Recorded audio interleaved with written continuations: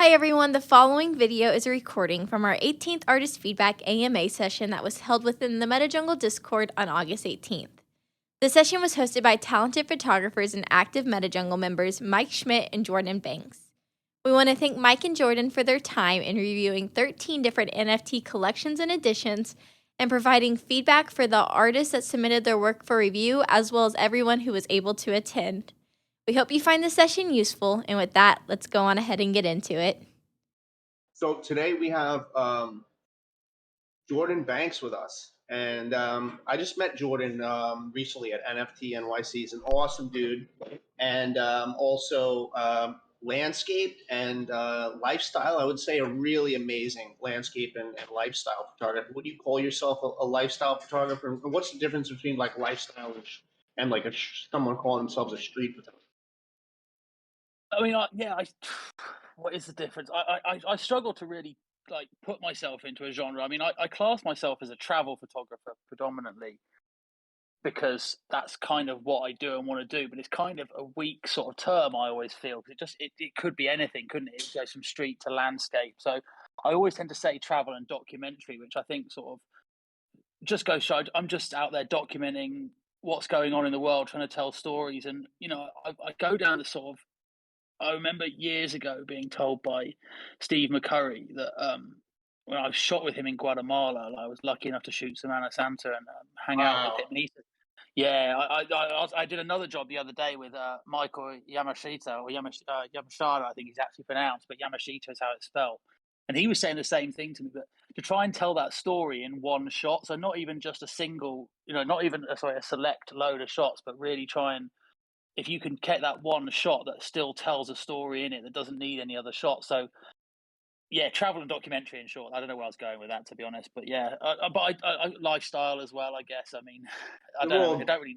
they're all just genres, right? And all music is Yeah, just music. Like let the I guess let the photos speak for themselves, yeah. I would have right? probably. I would have start classed myself as a street photographer a little bit, and then but definitely not. Now I've come into this space, and I see people like Billy and Monaris and Ill Concept and people like that. I'm like, okay, I'm definitely not a street. If that street photography, Very then street, yeah. yeah, And I and yourself, Mike, as well. Sorry, I in yourself in that. Like, not. yeah, I but mean, I just I, realised I'm not up. My street photography is not up to that standard of like that raw grittiness that you guys produce. It's just it's a bit more light-hearted, I guess. I mean, I don't even know where I would classify like the photos that I take on the ferry, if it's like documentary or street or like kind of like this like weird gray area in between. But it's not that street that you see from, like you said, Billy and Ill Concept and Monaris. That's like very out in the streets of New York, which Yeah, I'd say yours is documentary, isn't it? That's a good term for yours because that, especially that the fairy stuff is that's what it is. It's just documenting life on a single box in a way, which is and to do that is incredibly difficult to produce the images you've done. I think, especially if it's something you're familiar with, and obviously the more you do it, it gets more and more familiar. And then for me, things become more and harder to get creative when you're more as you familiarize yourself with a place. If I go to London, I exactly. find it very hard to shoot in London because I just know it so well that I'm not really inspired by it. So, I'm very Because impressed by people who go to yourself and Billy and Manaris, you walk around New York and somewhere you live and still, catch this amazing stuff. It's pretty impressive. thank you, man. And I'm impressed with what you're doing too. It's all different and relative. So wow, I got a cool turnout here so far. I'm gonna I think you bring the crowd, Jordan. I'm gonna start. I'm I gonna could, start. no matter how many people join, I can only see, what is it, like 12 people. I see there's 12 people here all the time. Makes me feel more comfortable. No, no, it's not that many. It's yeah, yeah, it's like 5, 10, 15, 16, 18 people. But that includes me Oh, and okay. you. So it's Oh, not that's all too. right then. No, you're fine. I'm gonna start sharing my screen here,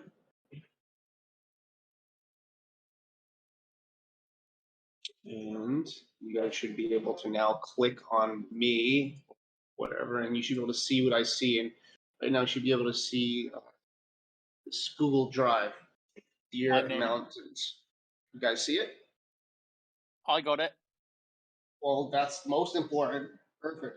Okay, cool. So there's a few collections that's we have today to look at, but This is the only collection that is actually no. There's two collections that didn't mint yet. It's this and Connections by Bruno Matteli. So it's pretty interesting when they send in work that hasn't been minted yet, because this is probably where they could get the best advice before they mint it. So this is Deer Mountains, and I'll try to quickly read this artist statement. Getting away from the daily grind is one of the happiest things about traveling. We forget about our problems, frustrations, fears at home when we're away. We experience life in different ways throughout our journey. It's exciting to explore new places, cultures, cuisines, traditions, and ways of living. Traveling to the mountains, there is no comparison to the glory of mountains on earth. A mountain is a unique example of beauty, peace, austerity, yeah, I think I got that. Spirituality, Yeah. eco yoga, and creativity. On a mountain, you find deep peace. There is a unique feeling of calm and tranquility that you have to experience in order to fully comprehend. It stays with you after you leave, filtering through you. The quality of patience that mountains have is the ability to remain still in the face of whatever is around them. Similar to that, the quality of patience that humans possess in their ability to remain still and not manipulate the environment. Throughout history, mountains have provided refuge to truth seekers, hermits, and the ordinary man. Their beauty, mystery, and transcendence can lift our lives above the grime and dirt of the plains below.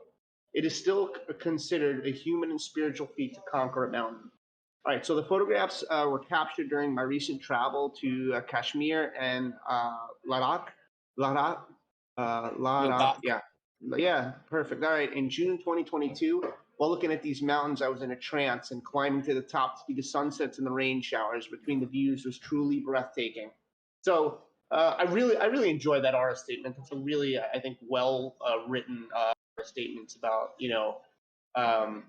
just what mountains are and how they've held as this structure for people to seek refuge, and how they're peaceful and spiritual, and you can leave the main city and become dive deeper into your creativity sometimes when you put yourself in these deep spaces. So I like that artist statement. So phase one, it says, of this collection consists of 5 one-of-one images that depict the connection of mountains with me. Price. Your suggestion for pricing. So these are one of one. So 0.06 to 0.15. I would not look in the range of 0.06. I don't think collectors are looking exactly to collect cheap art, especially at one of ones. I would look more in the range of that. Well, if you have nothing sold out yet, then I'd look in the range between 0.1 and 0.2. That would be my suggestion. Artist Aaron Kumar, photography 101. Okay. So passionate travel photographer from India. Works have been published by National Geographic, India, Apple, Sony, Alpha, BBC Earth, and you want to sell your 101s for 0.06? Yeah, that's crazy, man. I was thinking it was crazy before I read that statement. Right? If you've been published by those people, I think your work, you should be looking at higher than that. But yeah, exactly. So I think as well, I just want to. The biggest reason I'd say, like, what is 0.06? What is 0.15 today? Like $200, something like that. 0.15. I think it's a little bit more, maybe $200 or so, 200 something dollars. Yeah.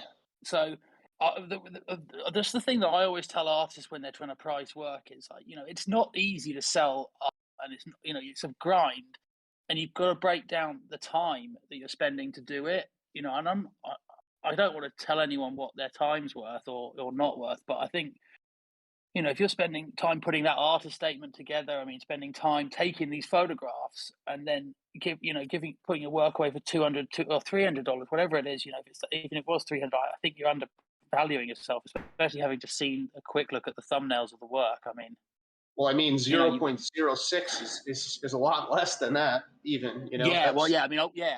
I'd be looking at higher than 0.15. I think, and just as you've got to make it's, otherwise I don't want to be. It's sort of not worth doing, is it? In a way, you're coming at a loss, quite a big loss, probably in the time of what you've done. But yeah, I think a lot of artists think that because of the time we're in now, that pricing their stuff lower is gonna have more sales. But I don't necessarily think that the collectors that really care about collecting quality art um, are not going to purchase it because it's 0.15 or above, and they're going to come in and buy it because it's 0.06. At least from what I've experienced with some collectors that that maybe didn't even want to come into my project at 0.03 of my editions of 10, even when it was under 5x the floor. Maybe they get that. Maybe my art just wasn't for them. But had it been, they probably would have spent the 5x without mint price. So, yeah, the price is an interesting thing. But as much as it sounds attractive to keep your price really low, I think at some point too that the bigger collectors are not interested in necessarily collecting cheap art. Um, so yeah, I totally agree. I think it's a bit as well. I've used the analogy of cars.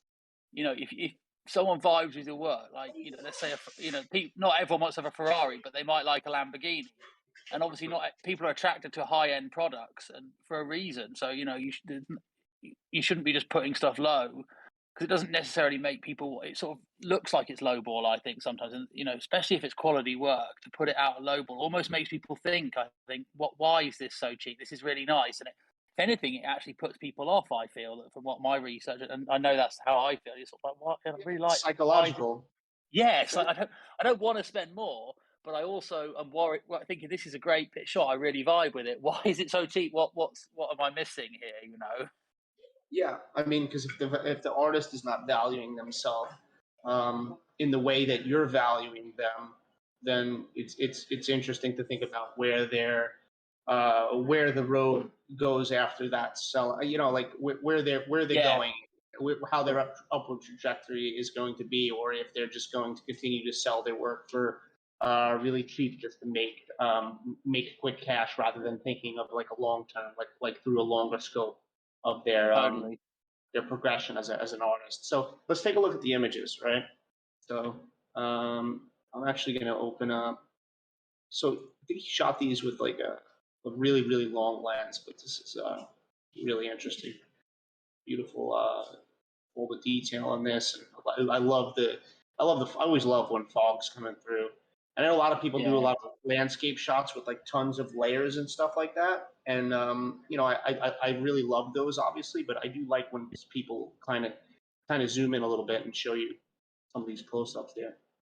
I think this as well. There's a lot to be said for not doing anything. I think that to me looks like it's been captured as it was. I don't think it doesn't look like there's been any manipulation put on that. In terms of the fog or added or anything, which I think capturing it naturally without layers and different things says a lot for me when you capture these raw conditions. But that's a nice beautiful shot that as well. This is my favourite. This one. This one here. Oh, you took a look at some of these beforehand. No, I was just seeing them on the screen as your thumbnails, and I could see the small ones, and I was like, "This looks like the killer's got." To me, I don't know, that just that atmosphere, that gives me a sense of like, I don't know, it puts me in the mountains. I feel like I'm on that peak, watching it. It feels real to me. Like Game of Thrones or Lord of the Rings or some ethereal place that I just, I'd love to be at. Let's look at some of these. This is an interesting shot. I like the cloud coverage. In some of them, like in this shot and in this shot, it's kind of like I kind of clearly know what the subject is, and it's a little harder for me. I don't know if there's actually a clear subject, but I think it's still a good shot. Hold on a second. Pop back out here. There's this one here.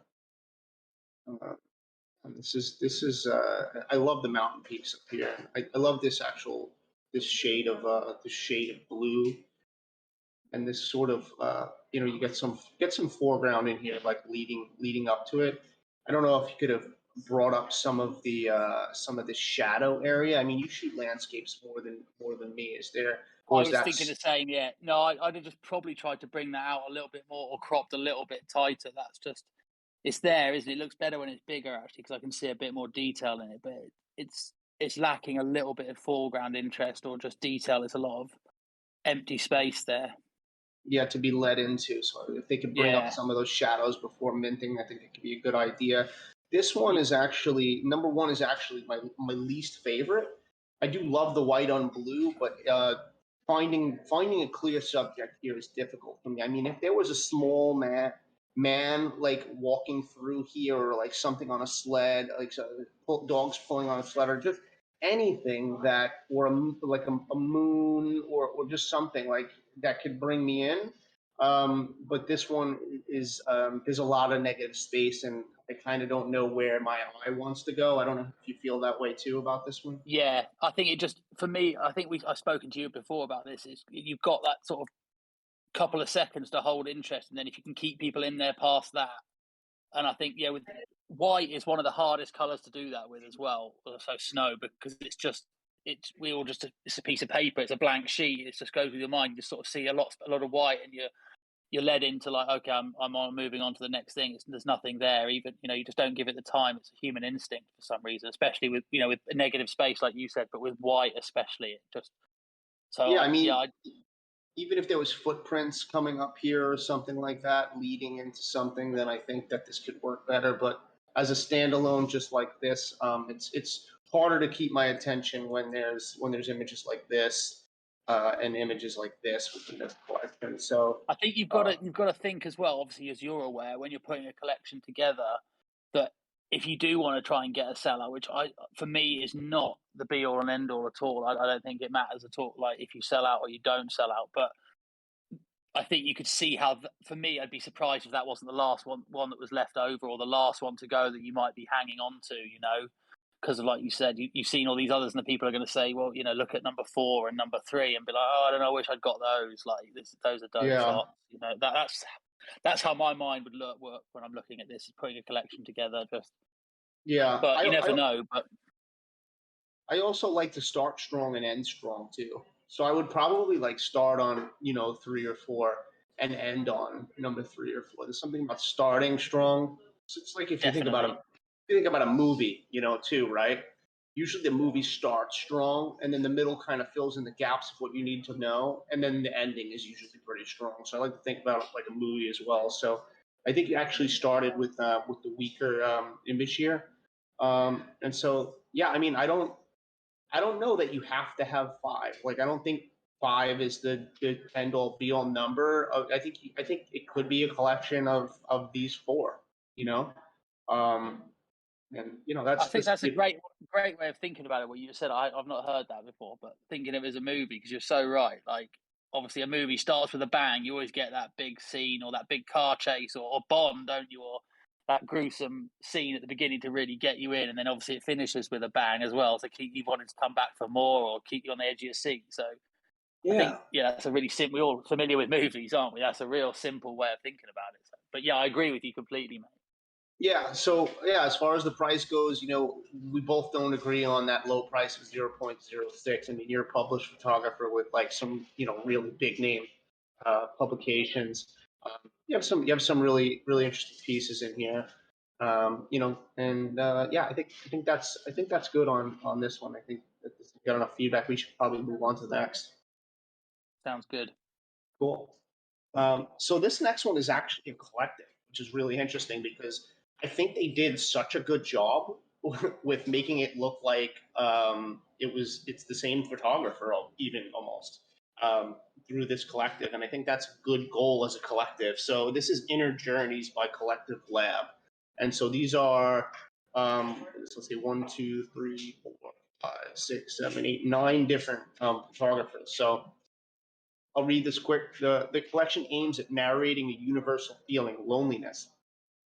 We all start our NFT journey alone, uh, and we all at times happen to feel lonely, even when in a crowd.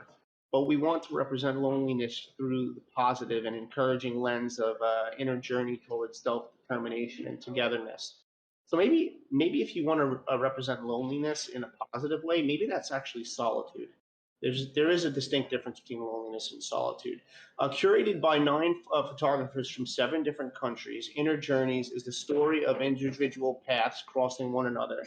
of different visions becoming one. Loneliness made us appreciate even more the beauty of working together and the power of community. So this is an interesting part to me. Each one of one in the collection comes bundled with an original music NFT. I would think I guess the music goes with the piece because there's says which will be airdropped to the first collectors on Sloika. These music NFTs are minted as 9 one-of-ones. Um, in the You're Not Alone, so it's 9 different instrumentals or something. It sounds like, or maybe it has vocals, but I guess each piece has a different music to it. That's cool. This is the first ever music NFT series on Sloika. I enjoy that. I like firsts in the space. It shows taking risks, and it's interesting to see. So here's another interesting thing. So this works as a gacha. I think that's how you say it, gacha, gotcha, whatever. Yeah, So gotcha.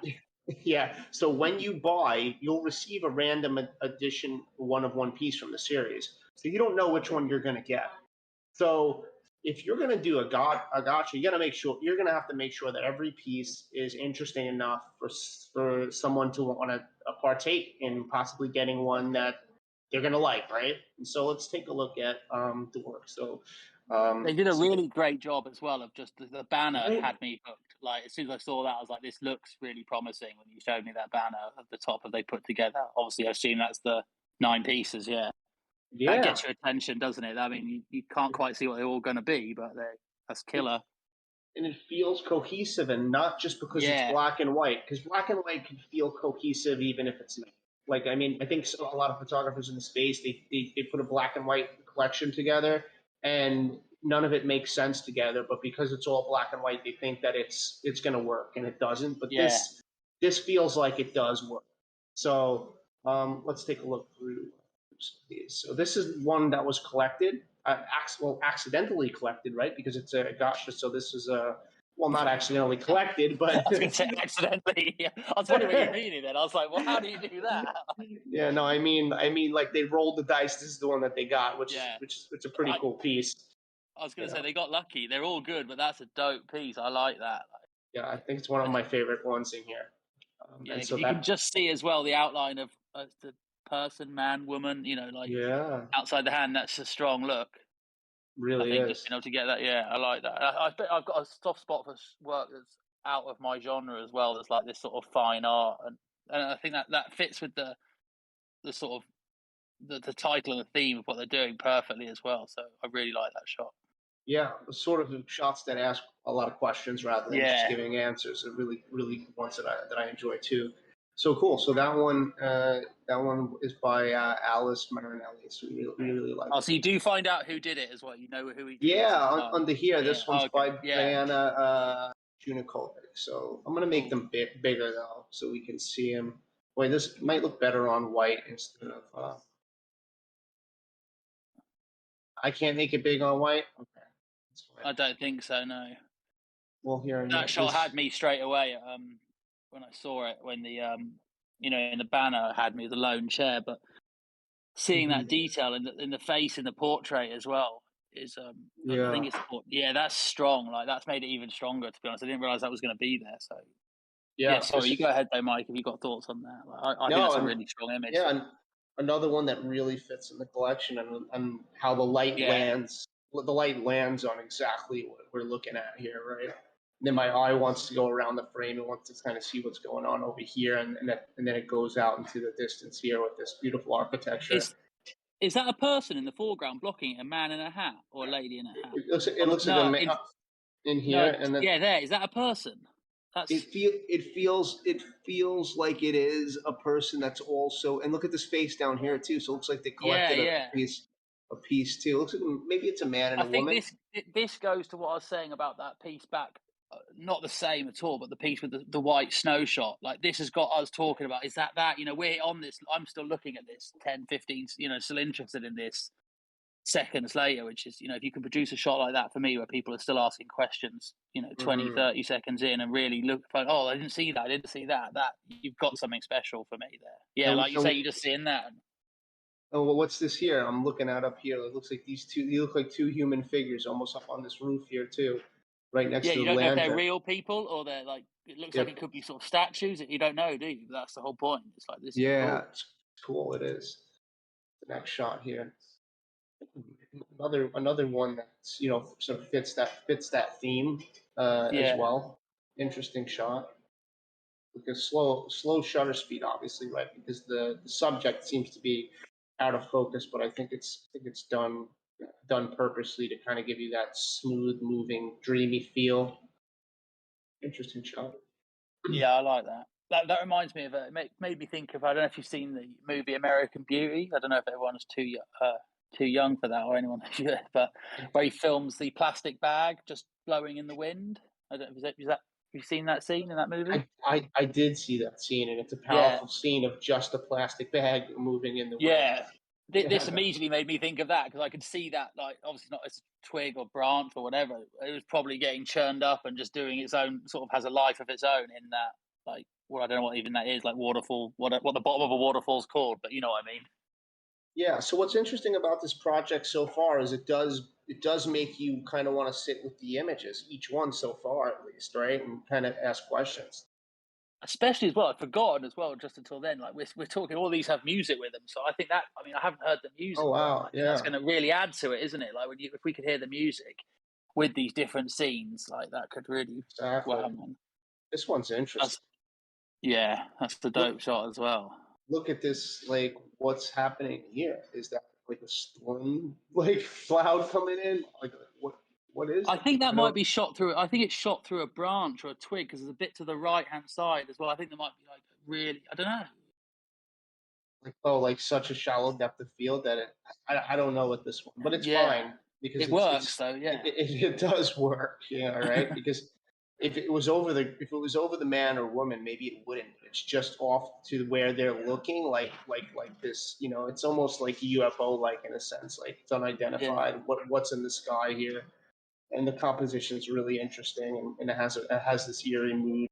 I enjoy yes. it. That's exactly it. An eerie mood, doesn't it? It makes you feel like a horror movie. Like what's going on here? Is this sinister or Yeah, yeah, yeah, I like it. for Again with that sure. with music. This was I saw this one. I love that shot. No, yeah.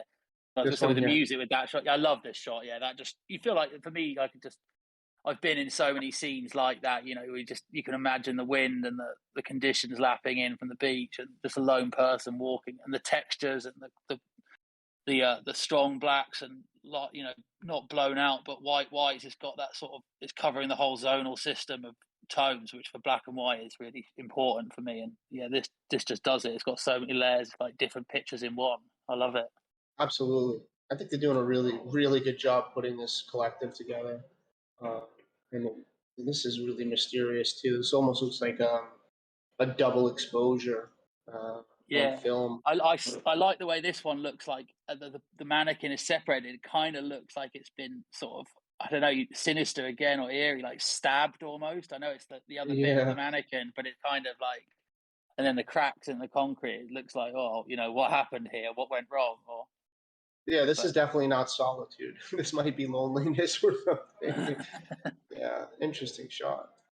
yeah, definitely. Yeah, so I would say that this one feels a little bit. This one feels like maybe the most place within the set for me, actually, just because The it most, feel say, I missed what you said. Sorry, mate. maybe Like, out of place within the set of images, just because it feels like all of the other images are like a very candid moment, where this sort of feels like this feels like a photo shoot a bit. yeah, I hear that. What is, yeah, I like the textures from the wood, and I like the sort of way that that the shadows and light falls on it. It Mhm. bugs me a little bit that her calf looks disproportional. I'm not sure if that's because there's movement, but it looks like she's got a giant calf to me. Well, there's a Not, black line here that separates, and I think it's because the two calves are so close, and it's so dark okay, here maybe that it looks yeah, that it looks as one large portion. But I yeah, think the mood and everything fits there, yeah, um, totally. totally fits there what they're going It's for. probably me as well on that shot. It's probably me looking at it on an iPad. It's probably clearer. Like you're obviously looking on a better monitor than I am, so it probably looks better. So yeah, don't take that to heart, whoever's listening. It's probably just me. I'm looking at it on my 19-inch laptop screen. It's pretty big. Yeah, This is really a beautiful shot. yeah.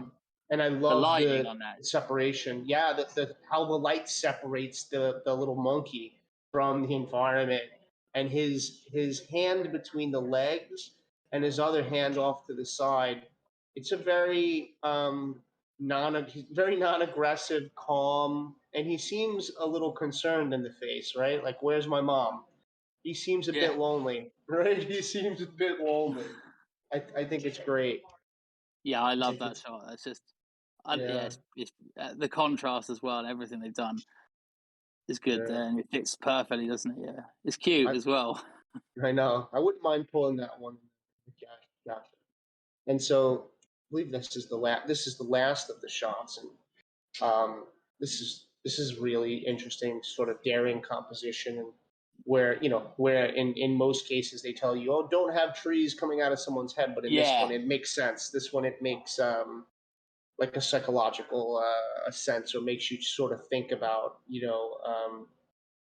this what's growing out of his head is possibly knowledge, or he's rooted, or something. It leaves a lot of open-ended questions, and I definitely do like this one. How do you feel about this?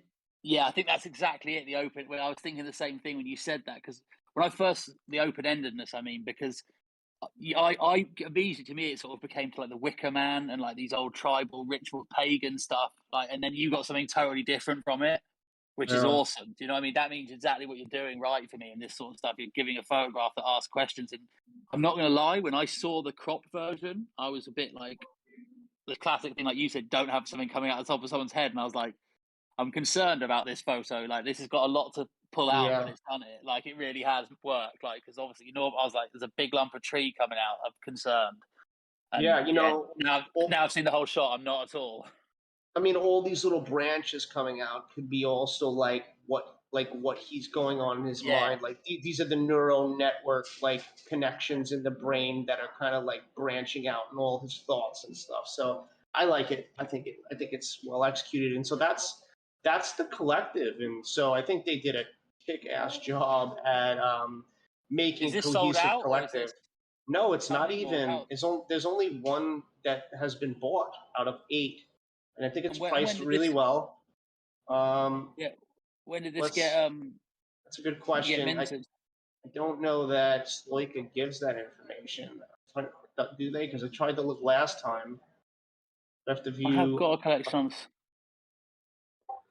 It's been around 2.5, 3 weeks since it was released. Okay, so not too long. We're also in kind of a market that's a little tougher, but I think I'm definitely going to. Black and white is harder as well to sell. I think it doesn't seem to be getting the traction it might do in the traditional art world, where black and white sometimes trumps color shots. It seems in NFTs are a little bit harder to attract people, and I'm surprised, to be honest, by that there's only there's 8 available still after 2.5, 3 weeks. Because it's an attractive price as well, isn't it? I wonder if it's just got something to do with the gacha that people are like, I like 2 or 3 of those images are really strong, or that's how they feel, the person viewing it, and they're just like, I'm not sure I want to take the risk. I don't know. Like, they're all strong to me, but that's all I can think. The gacha thing. The gacha thing is fun. I actually participate more when there's something going on where I don't know what I'm going to get. It sort of feels like gambling a bit. I don't know. That's just. I think everyone's different. But yeah, I think this is really well done. Just need some more eyes on it, and so we can help put some eyes on it. If everybody can sort of retweet and maybe quote tweet and say how you feel about this collective. But I think it's I think a lot of other collectives should look at this and see and learn from it, and learn how to put something cohesive together. Where all the artists seem to be at the same skill levels and can produce images of the same black and white tonality. It's really well done. So, Yeah, whoever, if they're listening, drop me a DM with the link, can you? And I'll share it for you as well on Twitter. We'll get it out there and try and get some names on it. Sure. Well, on here my screen right now. Yeah. If you go to AMA announcements, all of them are in here with the links. Oh, okay, perfect, excellent. Thanks for that. Yes. So this. I'm so bad at Discord, man. Oh, it's all good, man. It's just right up there still. Cool. I'll share that when I get off. Awesome.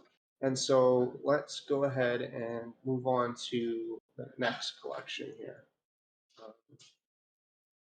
And the next collection, we're looking at Sunny Souls by Giovanni Cordioli.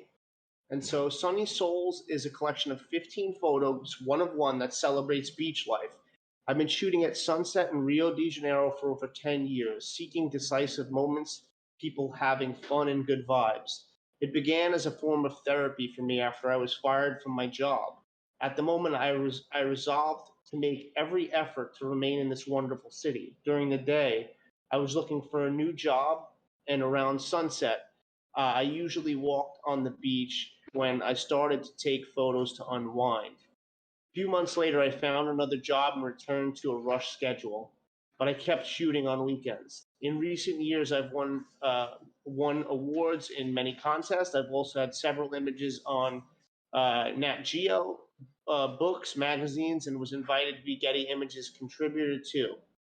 Now I'm trying to become a full-time photographer in the NFT market, maybe one of the greatest opportunities for me. Finally, this series will be the first cut of an ongoing work with new collectors emerging from the best captures. So if we take a look at this, it's there's 15 items. There's 7 owners outside of the original owner with a total volume of 1.3, and the floor price is 0.1. Looks like most of these sold for 0.1 or 0.15. Have it sorted right now by oldest. Let's keep it sorted by oldest, and I'm gonna click on a few of the ones that I think are like really strong, that I really like. So this is Wake Up and Live, and That's he has dope. right. He has this really cool golden light in the images, but also it seems like this foggy day at the beach, and everyone's still there. There's so many people. You can see the boogie boards, all these little silhouettes. It's a great perspective. So there's something really, about this collection. There's something about, I don't know if it's me, but whenever I see this sort of beach Brazilian shots, I mean, I've spent some time in Brazil, so it's quite a familiar scene to me, but it just brings back so many memories. I don't know, there just seems to be so much life in like such a, I say small, it's not that small. The beaches are big in Copacabana and Ipanema and stuff, but I don't know, it's just got so much atmosphere and the light's so good and there's so much going on and the beach life. It seems like Brazil just lives for the beach, or Rio does anyway. So yeah, it's I beautiful. love seeing this sort of work. I love golden retrievers as well. Yeah, this is nice. I love the blues that are sort of coming, or these whitish blues that are coming from the water here. That's just crept up. The dog is in beautiful, perfect focus, and then there's 2 men behind, and they're working on something. Almost looks like this guy is trying to grab the dog. Yeah. It's a wonderful shot. It's collected, and the last one I opened was collected. I'm not looking at what's collected, but I'm looking at what draws my eye in. This one of the guy jumping off the rock looks good to me. Yeah, that's a nice shot as well. But yeah. Let's look at I guess I'm looking at all the golden ones first. The golden ones bring you in, huh? I guess so. I think it's something to do with football as well. That there's like the football scene in like how big it is in Brazil, and they're always playing. That's a really dope shot for me. It is the posture, right? And it's like he's flying into the sun, almost like the sun is just above him, a huge sun, and then you have the city around it.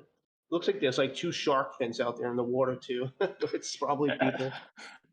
He's thinking like, "Oh shit, I shouldn't have done this."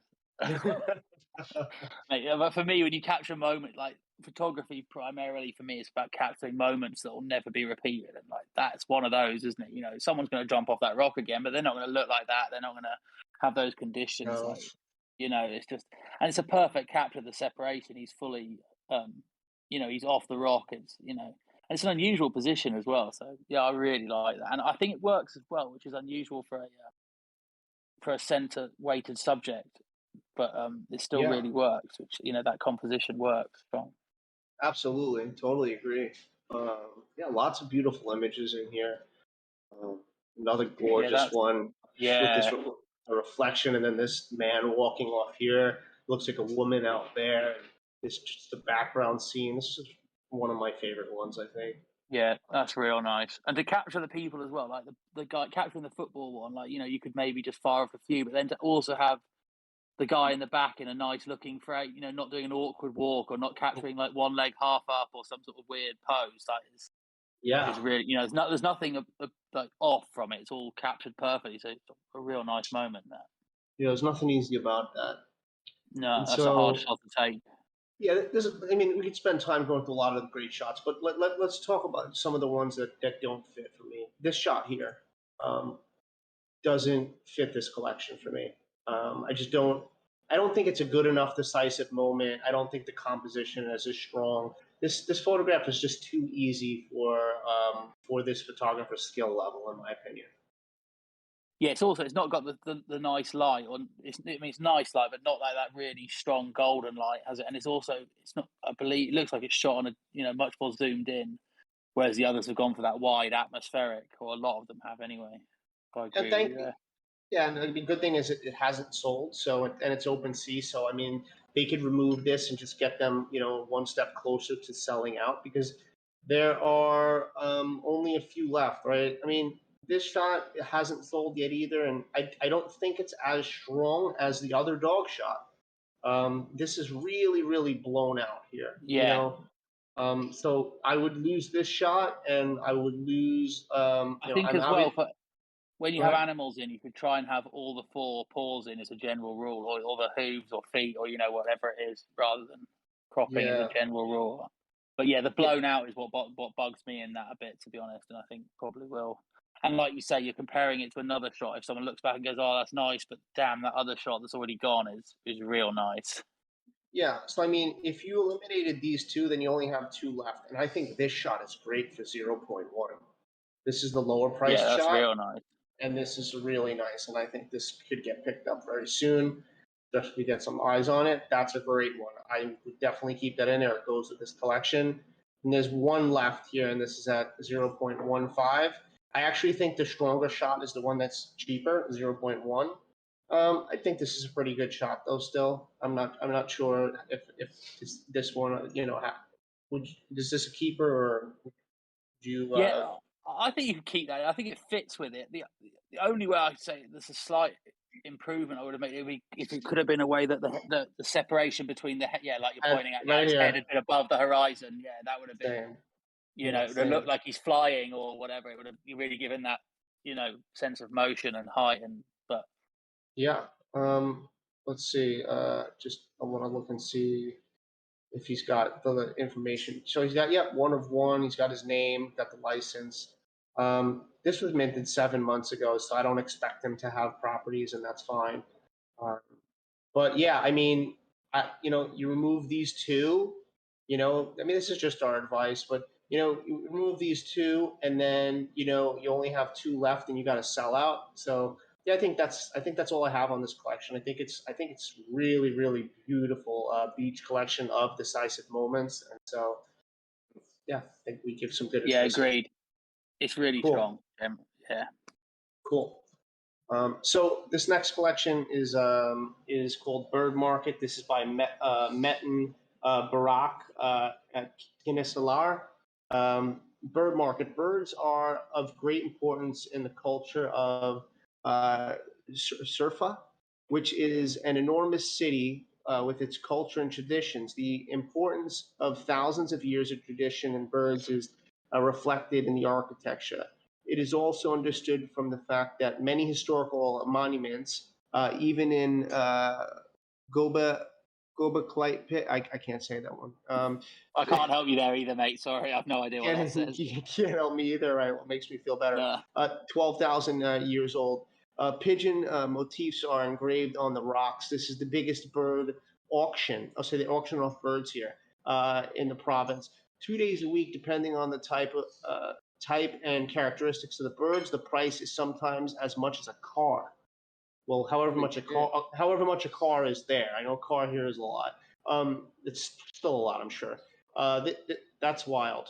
So why do they cost as much as a car? What do they do with the birds? They just keep them? They're just like souvenir birds, or They must be really rare or something. Is this in Turkey? Is this where we are in Turkey, or do we not know that? I feel like it would be Turkey, but I don't want to say that. If you want to look up that GOBE, I don't know, somewhat enormous city culture, or one of these here. Let's see. The price is sometimes much as a car. This is the common point for those who want to buy or sell birds. Birds can fetch up thousands of dollars depending on the characteristics. I never knew anything about this. In this culture, owning a bird is a sign of great prestige. Wow. There is a great struggle to buy birds. I mean, come over here and grab some birds, then come here and bring. I guess you can't bring them back. It sounds like a real. It's got me interested though. This, I'll tell you, it sounds like something I'd be interested in telling a story on. It sounds really right. neat. It sounds cool. Like, I'm intrigued to see the shots. Like they've got my attention at that intro. Great struggle to buy birds, especially those that are rare in terms of species. Okay, cool. So 10 items. No one owns any.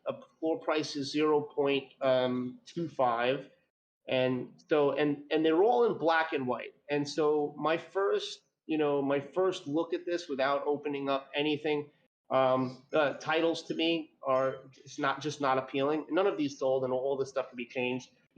Bird 1, bird 2, bird 3. I would try to come up with some more intriguing titles than that. Something like a bit more poetic, or something that means something to you about that moment that you captured. You agree with that, Jordan? Yeah, totally. Cool.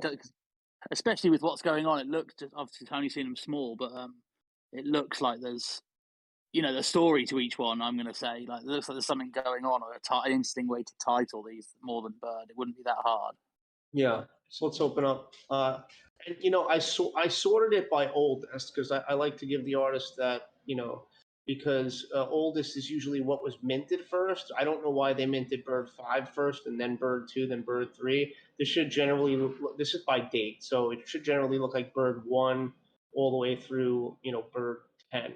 But anyway, let's open up the photographs here. Feels interesting. It's interesting you framed him right here in the square. Lucy's going into to grab a bird. Interesting shot. Looks like it's shot on a fisheye lens. It's very distorted towards the edges. Not my favorite, lens to use. No. Or I'm not a fan of fisheye personally, but I'm not sure. I do kind of feel that shot works. I do, in a way. It's not too fisheye for me. I think the shallow depth of field is nice as well. Like the way it's sort of, the hand reaching out and coming in, and that's the plane that he's focused on rather than the man's face. I think that would have been the sort of easy option. So I think that's nice. I mean, the fisheye in a way this brings me into the sound. It's like a weird sort of. It doesn't feel like one of those like overly distorted fisheye shots that you see at a concert or something. But let's look at a shot that's not fisheye. Bird 7. I don't think it's fisheye, at least. It does have that rounded feel, but this shot is stronger to me. There's something really like the connect. Like he mimics the bird. His nose looks like the bird's nose. His eye is just right here. If you would have been a little bit to the left, this wouldn't have been a powerful shot. As a powerful shot. He's looking right at the hand here. This is my favorite shot in the collection right here. It's definitely strong, that shot. Like you said, that the mirror of the man to the bird makes it all, doesn't it? It's just. It does. The bird looks like he's ready to fight. He looks like he's a fighting bird. He's like, who's next, right? He's like, who's next? Whose feathers am I gonna tear off? But I'm still intrigued by what I need to know what they do, though. I do. If whoever's listening, if we can find out if they're here, that would be cool. I mean, the artist might be in here. I was expecting, is what I say. I was expecting to see like really exotic birds rather than maybe pigeons, only because I That's assume it. for lots of money you'd get like an eagle or something like that. But Yeah. I don't see them in here. No, Matten's not in here. That's fine. And so, okay, cool. So we looked at the two shots. They're similar shots. Let's take a look at some of the other ones. There's a few shots here that are like wider, right? And so like when I see a shot like this here, bird 6, bird 1, I'd probably choose one rather than having both. So let's take a look. Bird I'd say 1, bird. I think it's the stronger Bird. shot. Yeah, I haven't looked at the other one fully, but that had my attention because it looks like you give a real sense of what's going on, like the auction, I guess, or the bird would go in there and they bid, or I don't know how it would work, but I think that's got to be exactly how it works. yeah, I want to know more about this place, man. This Seriously, is I want to know what's going crazy. on. This is crazy. Yeah, and so like they put the bird in there, and they're like, this bird has these rare traits, kind of like collecting a PFP NFT, right? This bird has rare traits, and this bird goes for 3 ETH, and then the guy's like, I'll give you 4 ETH, and then then I love it. some of them are priced for car. He said, "This is cool how the light bulb goes right over this guy's face who's standing in the background here." And there's a lot of interest to me around like what's all going on in here. Let me turn up the brightness on my screen. Maybe it's my screen, and okay, yeah, my brightness is all the way up now, and so I could see a lot more detail than I could before. I thought it was just really dark. So yeah, this is the shot over, in my opinion. That bird 1 is the shot over this bird 6 shot. There's a lot of seats here that aren't filled. There's a lot of heads that are down. The other one felt like there was a lot more energy and stuff going on in the image. Is that, you feel the same way, Jordan? Yeah, there was a lot of atmosphere, isn't there? You could almost break it down into lots of different shots. You could spend time wondering what was going on. There was obviously a lot of interest in the subject that was about to come out. There wasn't a bird in that last one, was there? But it's about to come out. There's obviously, this one just feels compared to the first one. Yeah, like you say, it seems to be lacking that energy, that atmosphere, that sense of anticipation, of interest. So. Yeah, so in that case, that's one where I would probably, cut that image, keep that image. It's better to have, less images that are strong. If one tells the story better than the other, we don't need both scenes. Like basically, it's to be more. So this shot's sort of like the other two, and but I think this shot can stay too with that first one that we thought was really good, because it's a bit closer up, and you got like you got like, look at this guy over here, the mustache. He's sitting back. Looks like in a very calm position. Everybody's sort of interested. This guy looks like he's writing something down. Maybe that bird, just got sold, and this guy is taking it out. There's a story here. I like it. I think as well, the little boy got me, little young man down the bottom left. His face is nicely lit as Over well. here. Like, and yeah. I mean, like he said, all of the different. I think that's the shot's a keeper for me. I mean, I know it's probably taken from very close to the bird 1, I think it was, but it still helps tell the story for me of what's going on there. Yeah, me too. I think that one's a keeper for me. Let's see. Let's take a look at some more of these. 8.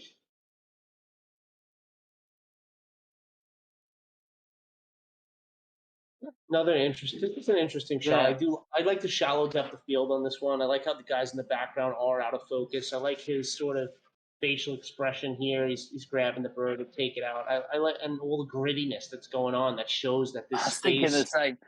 Yeah, this one makes right? I can smell it. I can smell what this one smells like. Do you know what I mean? I feel like I'm there. You're like, this place isn't going to smell great, but it makes me feel like it brings a photo to life for me. Absolutely. I would still shoot it. I wouldn't mind having a look at bird 3, just because with the number on the back looks like an American football, or your football for you, not American. Like 63. Yeah, I know. I was just kind of interested in that. Yeah, Go ahead. Go on, mate. Sorry. No, I was gonna say I kind of like the way it was just him as well. It's like, is this like post-auction, pre-auction, or what's got a lot left to it, isn't it? Like the lone telly in the corner. the dim sort of green rooms, a whole load of birds in there. It's like, I don't know, it's got a lot of questions to be answered, which is is good for me. And his look, is he looking concerned? Is it, or is it the photographer's caught his attention, or is it something else, or what? What's going on there? Like, what? There's people just coming into this auction? Or, Look at the ceilings are like dilapidated. Like, it's great. And they have this old, they have the old square TVs in there. Yeah. The wooden seats look like they're from a child's classroom. It's an interesting place for sure. And so, with that being said, so there's a couple of images that I would pull. There's some strong ones here. I'd love to see the artist like revisit. I'd love to see the artist revisit and just keep creating images until there's just all really, really solid shots. I think the idea is really great. Something I want to point out about this artist, though, is that I actually went to their OpenSea.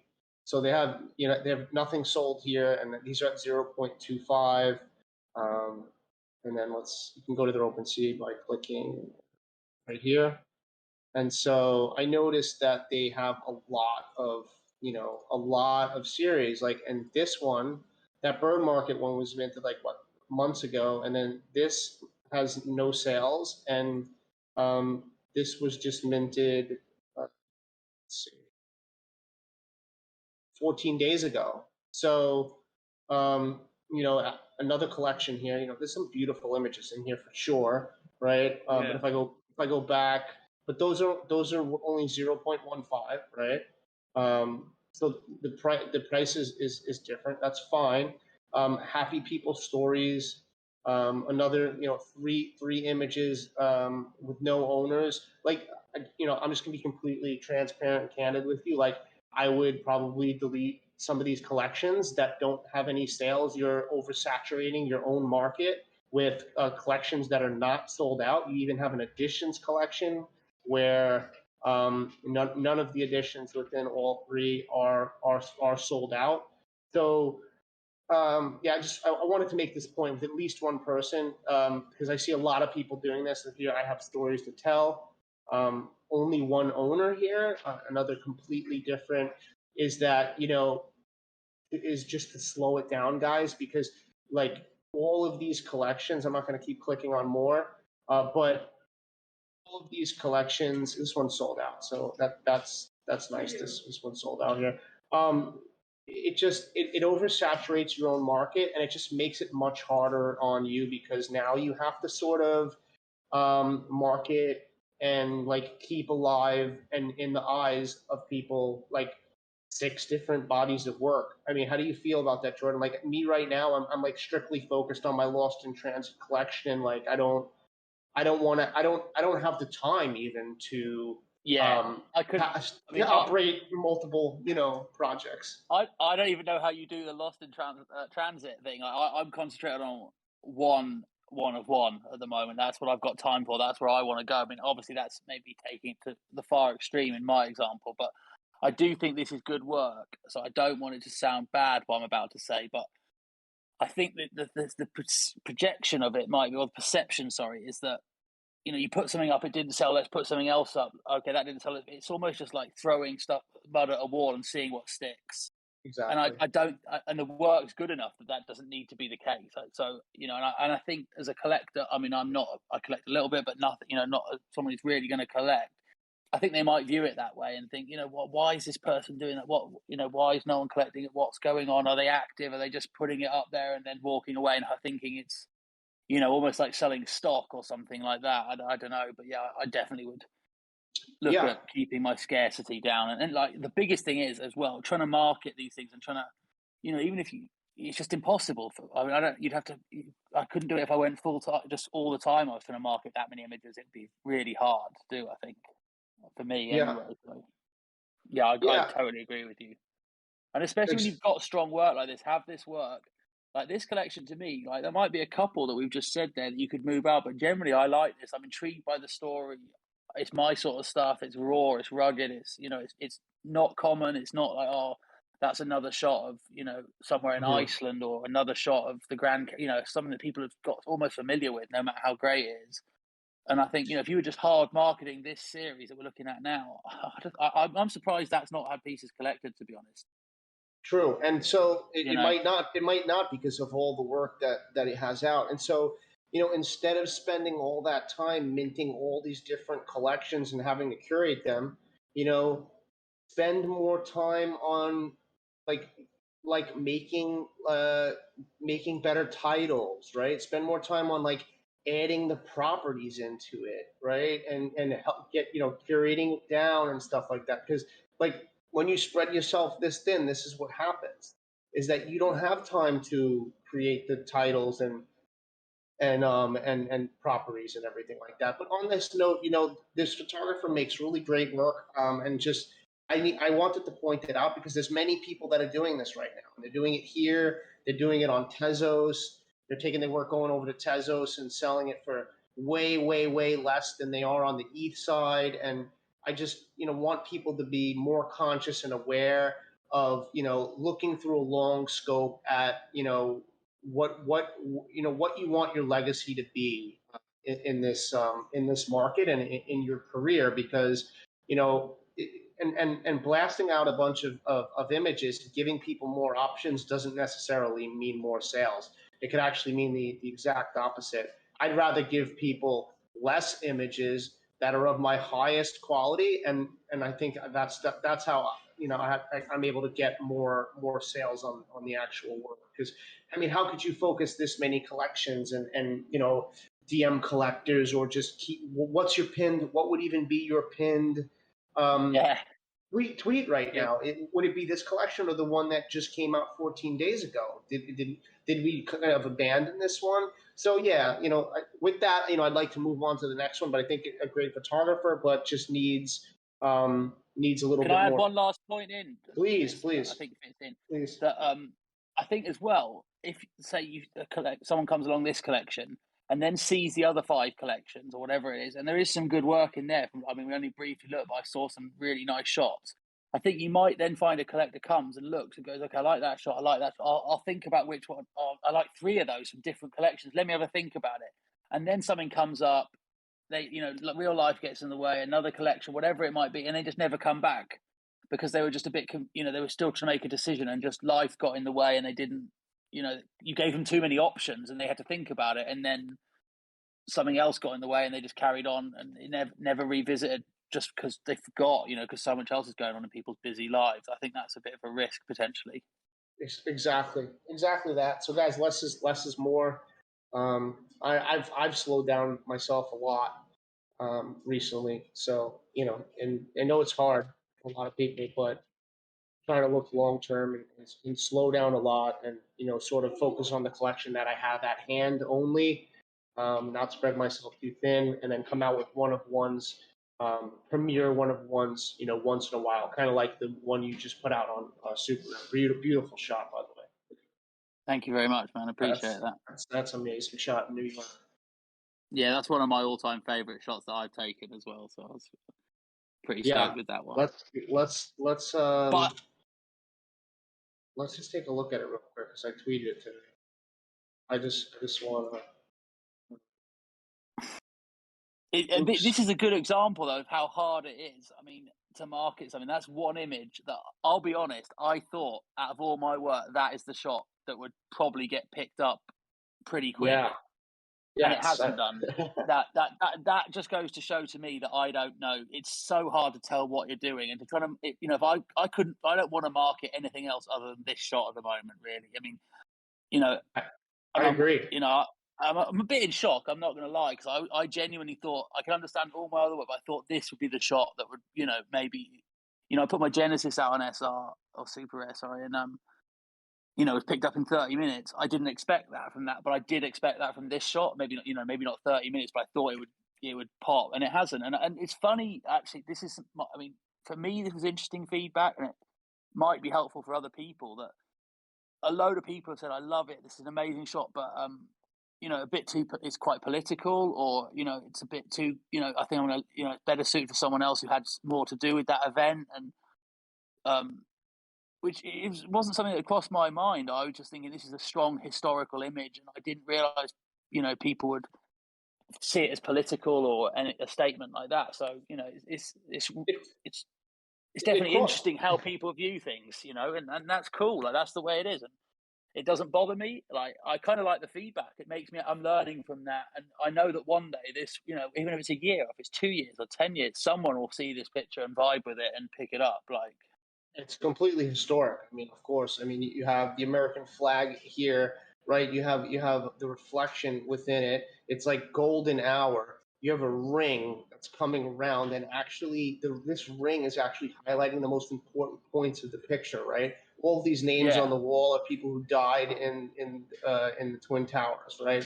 And this woman is coming by, and she has her hand on a name, right? And you can see it in here, and it's like, and behind that we have the new One World Trade Center, right? And her hand could be on the name of a loved one that's lost. So political as people want to make it out to be, that's fine, because a lot of people are playing that like the non patriotic thing right now because they're not, and that's fine, or whatever. But that does not take away from this image at all. This is a historic moment in time. So I just think you give it some time. You're telling a really good story with it here.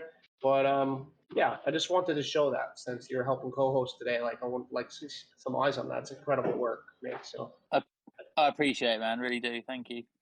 Yeah. So the next collection we have here. Someone said I was. Go ahead.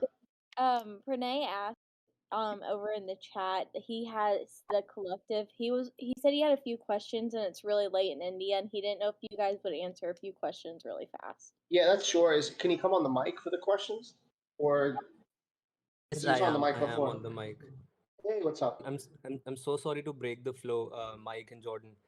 I just had a few questions related to the collective because it's pretty late in India. I thought I'll wait till the end to ask them, but then I thought that I'll just DM you guys and say that it's late in India and I have to drop down. So the first question I had was I know that the market situation right now is not that good, and also the Twitter algorithm has been against us. So what else can we actually do? Because not all of us are native English speakers. I speak English. I think Donna speaks English and Alice speak English. But we have so much IRL stuff too, so we can't actually go to all these spaces. We try our best to go to spaces and market, and then we also tried hosting our own spaces to get more eyes on the collective. So what else can we do? Any suggestions I from can you? answer that. Yeah. I mean, well, first of all, you're doing something right now, right? So you applied for the AMA. We're talking about it. People's eyes are on it. Hopefully people are going to retweet it today. It's an excellent body of work from a bunch of talented artists, right? Something else that you guys can do is you can set up a schedule. Like Alice can post tomorrow about her piece, right, within the collective. Talk about the collective, and then all of you guys, all of the rest of you, retweet it. And then Diana in 2 days, in the day after, can do that. Then all of you guys retweet it, right? So you guys have a whole team here. So use that to your advantage. That you say you can't join Twitter Spaces and stuff. You don't have time and stuff like that. That's fine. But this I think is a good idea.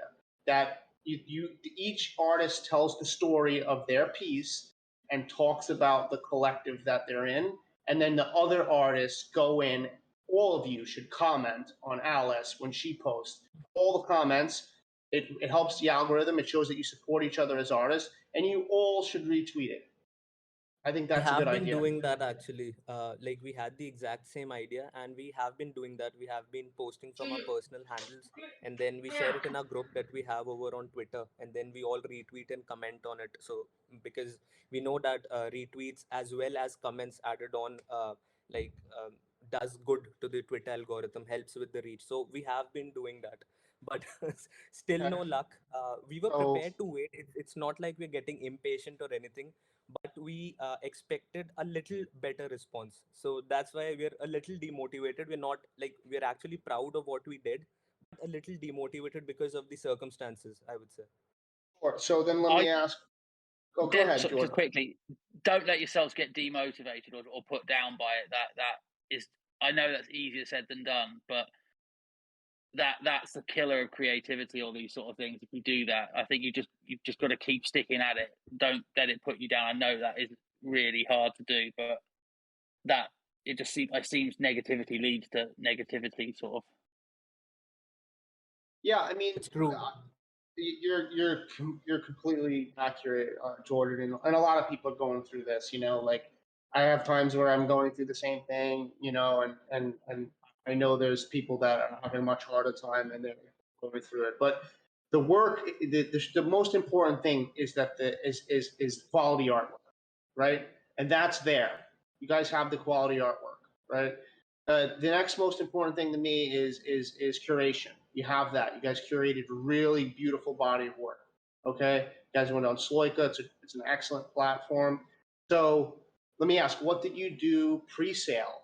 Did you have Alice must have collectors of her work. Diana, everyone on here should probably have collectors of their own work before this collective. Those individuals should have reached out to their collectors to talk about this collective through DMs and see if they were interested even before the drop. Did you guys do anything like that? Yes, we actually did. We had a 3 days pre-sale time. So we actually DM'd all our collectors. Like I DM'd my previous collectors, and each of the other members DM their own collectors. We actually did that, and we asked if they wanted to reserve a piece, and that the public sale will start on Monday, Wednesday, whenever it was. So we actually did that as well. Cool. What type of feedback did you guys get back on the fact that the Got good feedback. No, I'm talking about specifically that it's a gacha, and that they would get a random image. Was that something that They didn't mention anything about the gacha. They said that they liked the collective. Like everybody had like positive but sort of similar responses, that they liked the collective, etc. Actually had a lot of discussion if we should like stick to a gacha or not, but ultimately we decided to stick to the gacha because what we as a collective want is, like, we don't want anyone to actually be left behind, because if collectors collect their piece and we're not sold out for like 2 3 4 months, and there's only one piece or two pieces sitting there. So I don't like I didn't want any of the artists, first of all, to feel like left behind or something like that. And the other thing was that we are like, this collection is part of the collective, so you're actually supporting the collective rather than the individual artist. If you want to collect from the individual artist, you can actually go to their like collections and then collect from them. That's why we thought that these two points were very strong. Like, um, so I don't know, what do you think? Hey, Mike. so yeah? Mike, this is Who's that? Alpha. Hey, This is Alpha. Alpha. What's going on? How's it going? Hey, I looked at this collection this morning because Sabode sent it to me, and it's kind of interesting what I told Sabode, and I had no idea that this would be talked about today in the same way. But the Gotcha is holding this collection back. That's what I was thinking. Yeah. It's 100%. There's a lot of discussion among collectors. They're getting more and more weary of gotcha. And art is very subjective. So there's pieces, they could be incredibly good, but you just don't connect with them as a collector. And so you have to be really careful when you're doing a gotcha collection. And I 100% feel like that's what's keeping these pieces from selling, because every single one of them is a great piece on its own. The price at, I think it's 0.2 ETH, was I think a really fair price. I really feel like that Gaucha is holding this collection back. And as far as far as supporting a collective, the other thing, I don't know what the vision of the collective really is, other than a marriage of, music and the photography. And so, I mean, that's cool, but what is the collective doing? I didn't see that. When I went through it, I didn't, whatever their message is of what they're doing to build Web3 or change the space, or how they have some kind of cohesive vision or mission for the future. If there is one, I did not find it. There may be one buried somewhere, but I did not find it easily. So I just throw it out there so they could be aware of it. Yeah, great point. And I think on the point about the gacha, I think gacha works really well, like how Sabot did it in a sense where it's done with additions and then you can receive a reward through the gacha. But like you said, art is so subjective that like there's pieces in here that I really enjoy number one, and for me personally, I really enjoy the cliff, and I enjoy the last shot here. But there's some in here that if I got it, not to say I would be disappointed, but I would have rather had something else. So I think you're right on the fact that that's holding it back, and I don't know if that's something that can be changed after the fact through Sloika. And then also, if you have anything as the collective lab in response to like what's the collective's future vision and stuff like that. Great questions. These are actually Was that really Al? great questions. And sorry, Jordan, So- go ahead. No, was that Alpha that just came in? I missed who he said it was. I thought That's Alpha. Yeah, that was Alpha. Yeah, I thought I recognised the voice. We hit on this, didn't we, when we were talking about it? Exactly that. We said that we weren't sure about we said it's surprising that this hasn't sold out or sold more, and we said that we thought it might be the gacha because you could just some people might not vibe with that. And now Alpha's come in and said that, and I do believe that you can change it from a gacha if you wanted to do that. As far as I'm aware, you can go back to just a normal piece of each person just selects their piece. Yeah, that's we're gonna talk to the Sloika team about it. Thank you so much for that. And about the collectives, like the future that we have planned and all that we want to do to build the Web3 and a community, we'll definitely be more like we'll clarify it a little better in our pinned tweet. So both of the points were like very strong points, and we really needed this kind of feedback. So thank you so much, Alpha. And Jordan and Mike, obviously. Thank you so much, guys. Yeah, no, thank you for taking constructive feedback and then using the feedback to further advance your project. And that shows a lot. And so I like what you guys are doing. And like I said, I really like how you've been able to take this many artists and pull off something to look and feel in a way this cohesive, because this is something I think that a lot of collectives can learn from. And so if you can hit on a couple of those other things, and figure out a plan for the future of the collective that you can present, then that would be really great. But I wish you the best of luck. Thank you so much, and thank you so much, MetaJungle, for all these sessions. It really helps us artists a lot. Thank you so much, Jordan, Alpha, Mike, everyone. Thank you so much. Thank you. Pleasure, mate. Thanks. And if I could just throw in there real quick, on top of what you just said, Mike, the curation in this collection is really strong. And I think that curation is something that's becoming more and more important, to be able to see consistency within a collection, either if it's an artist-owned collection or in a collective like this. People are becoming really tuned to that. And so you can't ever overlook how important curation is, how important making sure that whatever may be a weakest image within what you want to do is not be able to find the weakest image.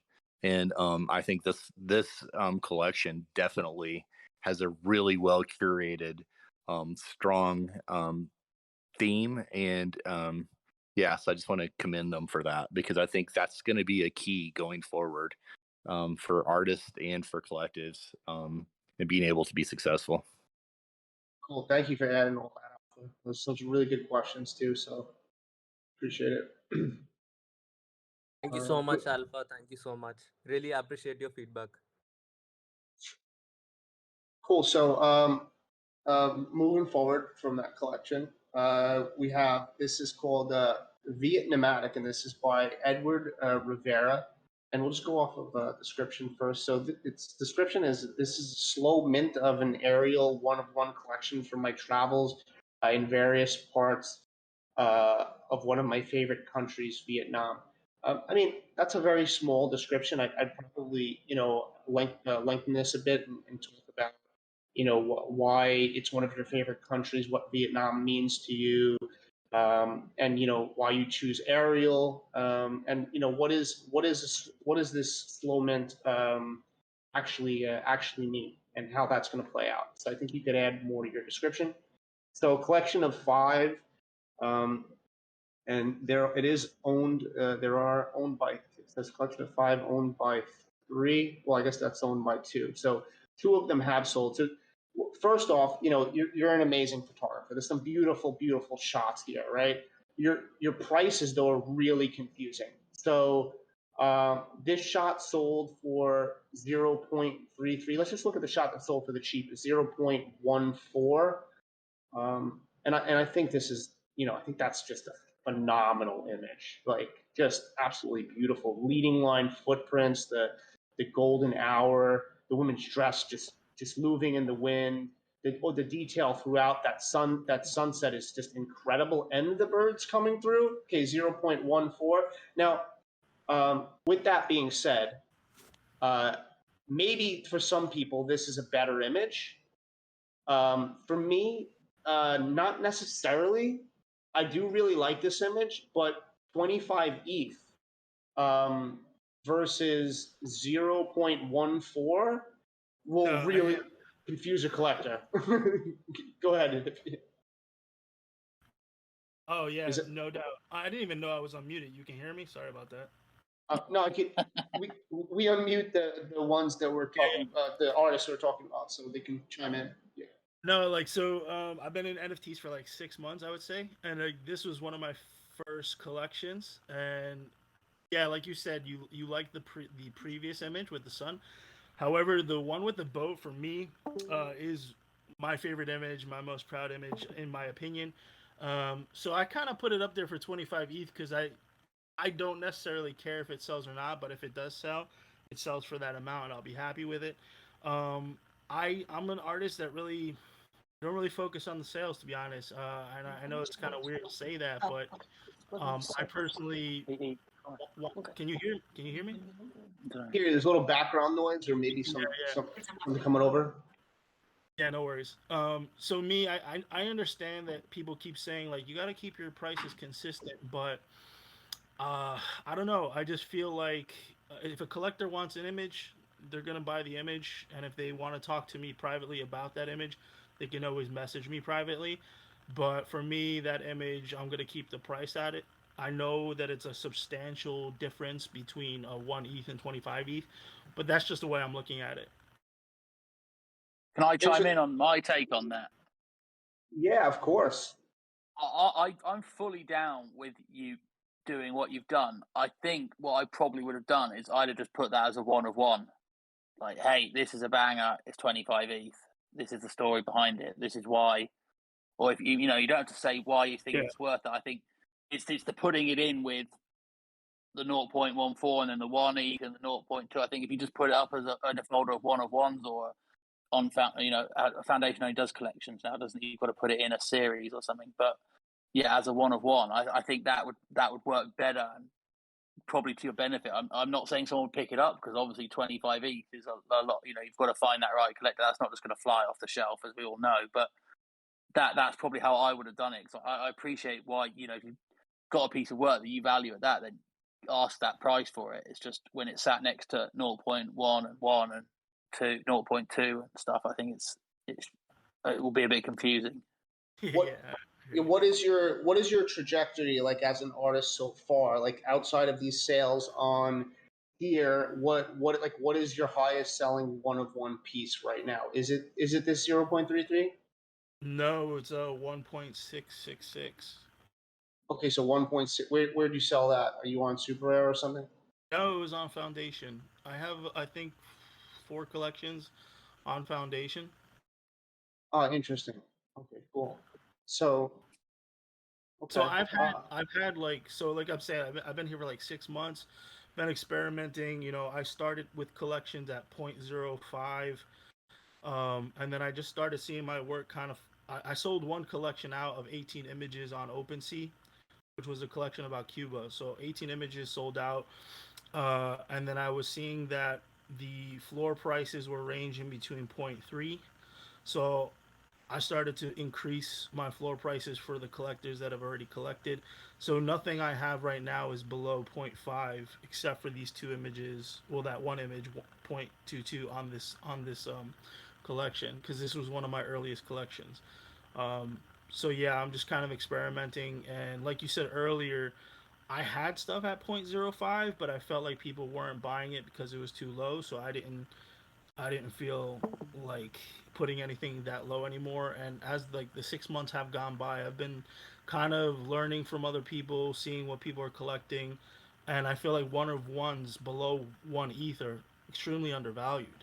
So I don't know if I'm going to be putting anything below zero point 0.5 at this point either. So Yeah, I mean, if your highest selling was 1.666, then you go as far as saying, maybe your next one should be, 1.666 or above, and then you make like a slow natural trajectory upwards, so that when collectors look at your history, they say, oh, okay, this makes sense.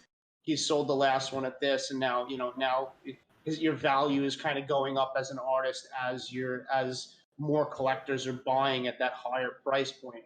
Um, I mean, I'm an artist and a collector. I mean, I collect pieces. This would throw me off a bit. Like this would throw me off a bit in a sense that, and I know you said you don't care about the fact that if this doesn't sell, like Jordan said, then maybe it should be in a one of one and like on just in its own premier space in itself. But it might be hard for a collector to come in and purchase this for 25 ETH when when you don't have the sort of track record as an artist that sells in anywhere in the reference range of that, because there's a lot of great artwork on here, and there's people that have that sell consistently at this area with work that I do believe is as good as this. So yeah, I mean, that would just be my opinion, but like I said, there's no right or wrong answer in any of these cases. Like the way that you're doing it could be perfectly fine. Just I would personally do it a different way, and that's just me. I actually like Jordan's what he had said, like taking it out and putting it separately. But like I said, everything has been experimental. I'm always here to learn. I'm really really early into this space, so Jordan, I think your advice is something I'll probably look forward to doing. And I'm also trying to figure out which is the best market for my pieces as well. I'm actually going to a super rare event tonight. I'm actually in New York, so I'm hoping to get on that platform as well. And there's probably an image that I would like to put on there. Nice. Did you submit? Go ahead, Jordan, since he addressed you actually. No, I was just going to say, I think that sort of price range and that sort of image as well, super rare would be the platform. I mean, I kind of like Foundation, but Foundation seems to be in a funny place at the moment. And definitely with some collectors, they're just, I don't know, it doesn't seem to be getting the traction. I don't know really why. It's their contracts, and they do accept manifold now, don't they? But it's very recent, so you haven't been able to have your smart contract. And I think they've just lost a bit of ground, and I'm not sure. I get the impression that people are that comfortable spending that big of money. I mean, maybe if it's a really big, well-known artist that is, then it doesn't matter. But at this stage, I think something like if you can get yourself on super rare and mint this is your genesis, unless you've got something else, but put it on, burn it or whatever it needs to be done. Put it on there. I think you'd be a better chance at that sort of price range. And I don't think there's anything wrong with you charging 25 if you're happy to sit there and you don't mind that, and that's not a problem for me. And it wouldn't, like I said, I'm not a big collector. Like I'm not gonna, I haven't got the budget to spend 25 ETH right now on something, but that wouldn't bother me at all.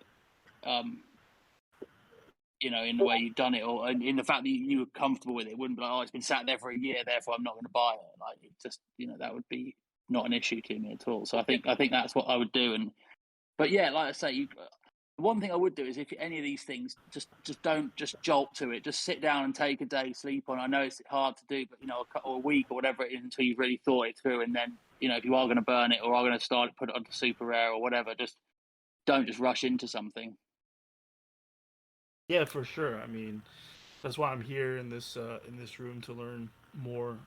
But I think in general, that image doesn't fit with the collection now that I'm looking at it. Even though it is themed Vietnam, um, that should be standalone for sure, which I appreciate from you guys.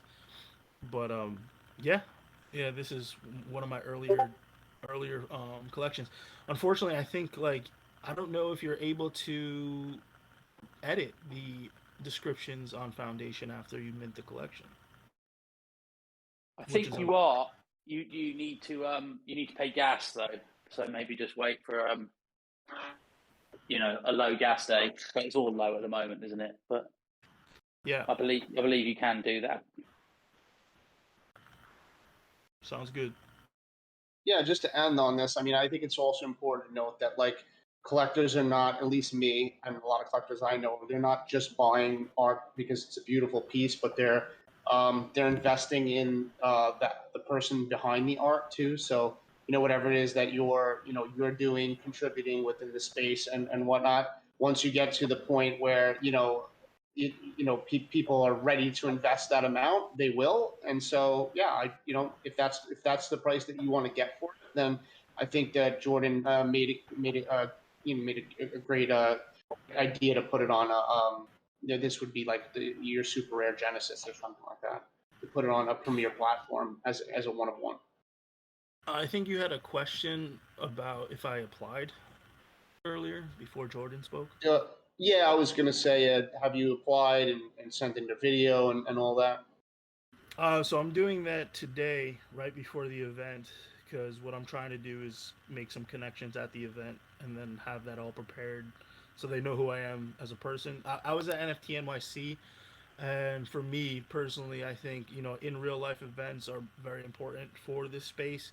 Um, I was only in the space I think 2 or 3 months in, and I got into Life magazine featured artist NFT NYC, which was cool because it was really early into the NFT space. So for me, being in this area, being in New York is an advantage as an artist. And also, I'm working on doing some galleries with other photographers while in this area. So that's what I'm doing for the space in general. So I'm hoping, like, I know the Twitter engagement is down, but you have to do things in real life in order to kind of like set yourself apart from other photographers or for other artists in general. Absolutely. I Well, yeah. yeah. Go ahead, Jordan. I was just to say I completely agree with that. Like, I think that it's great, but for me, all this stuff needs to lead to outside of Twitter. It's not our platform. It's not. We don't have any real say in it, or what it does, or how it controls. And if they sell it, change algorithms, decide not to show collectors stuff or anything. But having real life connections, it's just the way forward. I mean, I think it's been a long time before having a real life either phone call or obviously meeting in person and actually connecting with that person and having that vibe. Like I think going to someone like NFT NYC was a huge benefit. Not just for most of the people I already knew, but I got to actually meet them in person, which was huge, and it actually became like a real relationship that we have. And then I think obviously that's just how it's built. Like everything's done on who life for me is on who you know, and then just a little bit of being in the right place at the right time. But I think you're on the right track, mate. There, to be honest.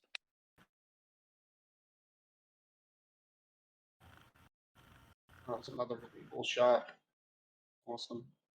Cool, man. You need Well, to check yeah. You need to check your notifications on Foundation, man. Yeah, he does. Who, me? Yeah, you got like 49. Don't do it now. Dude, it's nothing. It's like it's all. This person followed you, but hey, no one's making a bid. So, You know about that, yeah. I know, right? It would reflect in my wallet. So cool, man. Really great photography. Really great photography. I'm sure. I mean, Super Rare really likes this type of work too. So as long as you put together like 3 to 5 really really stunner pieces and you have a nice video to go with it and meet some people, I think you get on there. But best of luck. Best of luck. Be patient because it can take a long time. Yeah, no worries. Thank you so much. No problem. Yeah, best of luck, Thank man. you. Cheers. Cool. So moving on to the next collection. This is Inside the Souls, and this is by Srinivas Yeni. And so I'll read the artist statement quickly here. It's a collection of a monochrome portrait, will consist of several breathtaking, momentous captures, all painted unambiguously with the shade of black and white, telling stories. I've captured these portraits from 2017 to 2022. These portraits are featured in many national, international platforms and won a few awards in photography contests as well. Okay, great. So he's an engineer by profession. Photography journey began in 2017. So hasn't been a photographer too long. So for first thing, I look at the collection. Well, let's see. Floor price is 0.15, but you actually have two pieces for 0.2. The image, just looking at from here, that feels like it doesn't belong. I mean, there's a lot of powerful images here, which would be first haircut for me. Feels like it doesn't fit in with the others. I'll get to that image, but I want to open ones that I think are really strong for me. So, Girl with the Lamb. I think this is a beautiful portrait. I love this little lamb like peeking up here. I love the depth of field that you've added here. It's a great environmental shot. The baby lamb is in her hand with the face. She looks so peaceful, and the little girl's expression is just a really beautiful expression. Seems like that as a photographer, you really connect with your subjects here. Me personally, with as far as like, I don't know if this was shot on film. I'm guessing probably wasn't. I would have probably did like a local adjustment on the face and like brought up the exposure and shadows a little bit on the girl's face. But how's this image for you, Jordan? Yes, you summed it up pretty perfectly, mate. You did forget to mention the little goat on the left. It's like photobombing. I do actually really vibe with that. That's cool. Yeah, and it is a beautiful portrait. I mean, yeah, I think you summed it up perfectly. It's really nice, that. Yeah, this. Yeah, that's the one that jumped to me. The one you've gone now that I saw. Yeah, these are the ones that jumped to me. Yeah, so why don't you talk about this one? That just does it for me. I mean, that expression, everything, it just makes you, the smile. It's a girl, is it, as well? I thought it was a little boy. Yeah. Maybe the short hair, but I mean, I great just like the way tonality, too. Like the tonality. Yeah. I like the way that she's holding the lamb. Is that a goat or lamb? I'm not sure, but it just works the body position. I like the way it's central as well. Again, I've said it before, it's unusual to get compositions like that. Well, it's hard to make them work, and you've really pulled it off the way that's got the surrounding around the little girl, and you can get a sense of place and separation as well from it. And yeah, it just makes me happy to look at that. To be honest, I like the way it is. It's just it's very pure, peaceful. It's just nice. It's easy on the eyes, and I like it. It makes me happy. Yeah, making me smile. So yeah, very pure shot. Let's take a look at some of the others. That one you're about to open. Yeah, go on. Sorry. Let's open the one I was about to open. This one, light that's the one that attracted me, as well. Yeah, that's cool, man. Yeah, the artist has a really good way of connecting to the soul of the subject. Is what I see through these images. Is they're very soulful. Like you obviously make your subjects really comfortable, and you do it great environmental stuff. Like the depth of field is perfect, just to like blur out a little bit about what's going on behind here, so that the focus is just right on him. And I actually like this light coming out the top of the head here, and he's got this candle he's holding, a fire or incense or something. But beautiful shot. Yeah, it's quite nice. It's backlit, but then because obviously the front light as well, and normally you'd have to put a fill light, or that would be something, a fake light, wouldn't it? But the fact that he's providing his own fill light is kind of cool. Yeah. It obviously works as well. It's fitting as well with what he's holding as well. I like it a lot, that, and it just jumps out to you as soon as you see it. Absolutely. Let's look at Priest of Lord Shiva. It's an interesting shot too. I like the perspective here and the angle and the composition that's made. I need to know the story behind this, though. I feel like I've shot this portrait of the priest of Badavi Linga, or Lord Shiva statue at Hampi. In this image, the statue of Shiva Linga is called as Badavi Linga, as in olden days, an old poor lady used to worship this linga with more devotion, so it named as Badavi Linga, Poor Lady's Linga. Priest was seeing old man climbing the idol worships. There's a lot here. For late 90-year-old Krishna Bhatt, who has been a priest at Badavi Linga Temple in the world famous Hampi heritage site for decades. Yeah, I'm not going to read all of it just because we have a lot of artists, but all the information is here, artist name, edition, and such. It's black and white, sure, and it feels fitting. If anything, the two that don't fit are for me is just the priest, Lord. The ones you have that are priced more money, 0.2. Are the ones that I'm less interested in, actually. This shot doesn't feel like it should be part of this collection, other than the fact that the black and white contrast and editing is similar. It's an interesting shot. It just doesn't. How do you feel about that? What I'm saying?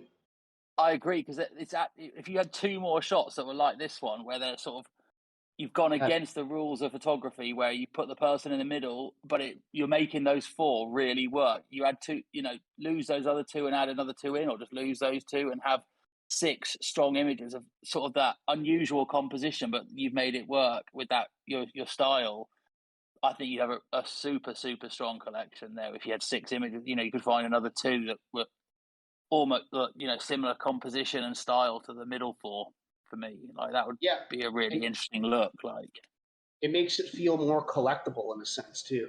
Like because it's a different person facing the camera in the same way, and it's interesting that the artist chose to price those ones cheaper, but for us, they're the ones that fit more and are stronger.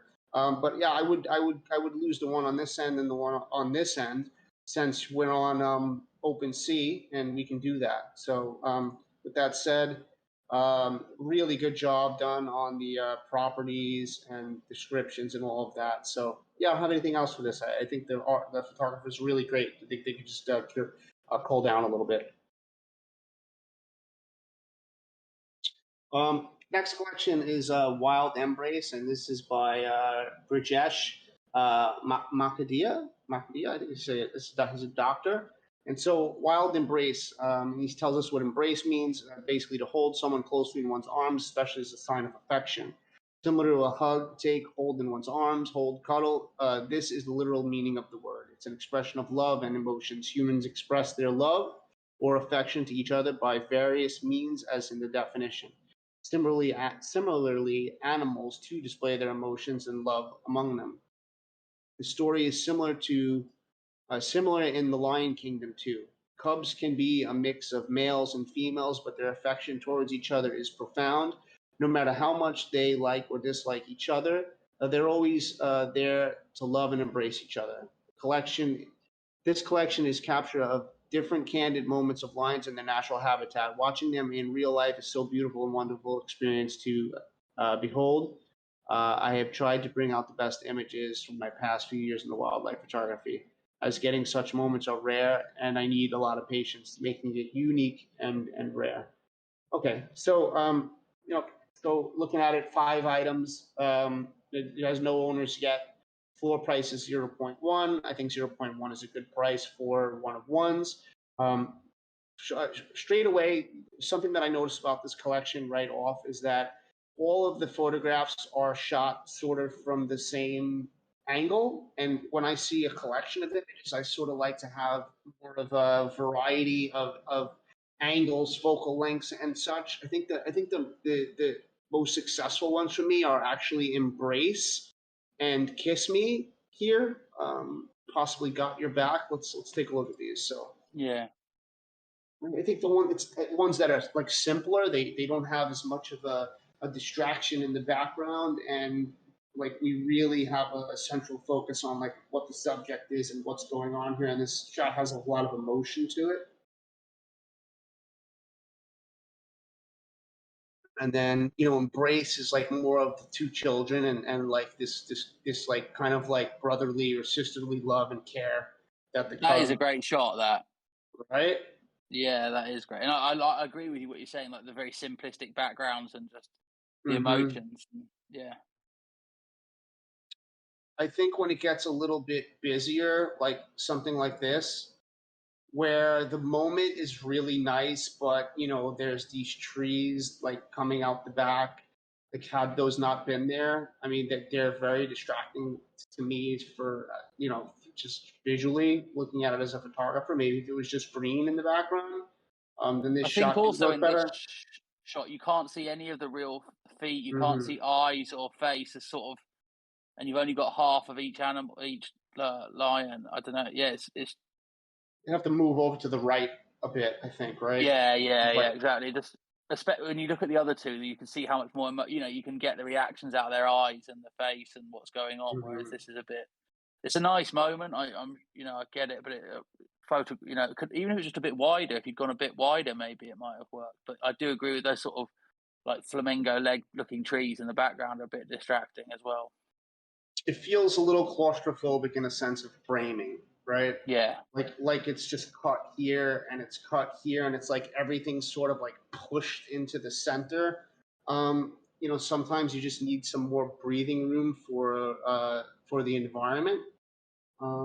And I feel like that's one of those shots. This one doesn't feel that way, right? Because it's everything is in the frame. Yeah, exactly. And this one doesn't really feel that way. Like, maybe you can have the full lion on here, and but I do like that central focus on what's happening there. Let's take a look at a couple of others. There's I like the atmosphere that's in this shot, right? I don't Yeah, know when you blow that up bigger, it's better, isn't it? Because I had to see in the yeah, rain, and that is a bit of a stronger shot when it's bigger. It looked like it was just a yeah, a moment. But now I've seen what it is. I do yeah. like there is a bit of atmosphere in it. I kind of like the way that you've cropped out mum or dad. I'm assuming probably mum, judging by the other lions in there. That you get the idea. There's this big, older, wiser, stronger lion and the little pups. But you're not really sure. I do kind of like that shot. Actually, I think that works. Yeah. Especially now the rain as well. It does have a sense of atmosphere, doesn't it? When you look at it from far away, it looks very busy. Yeah. When you open it up, sometimes you need to open it up to really see that. This shot, while it's a pretty nice moment, it feels claustrophobic again. Like it feels like you're not giving your subject enough room to breathe. Like this part here where it's cut off, like it would be nice if there was just some nice bokeh there and some golden background. Maybe a little more space above. Like needs more negative space. I would focus on more negative space, and maybe you're cropping it like this, and you actually have that negative space, and you It could go feels like back. that to me. I think so. That's been cropped. I don't know. That feels like that to me, but I could be wrong. But I think you feel like that, obviously, by the fact you said it. I think feel that way. Yes. They've also.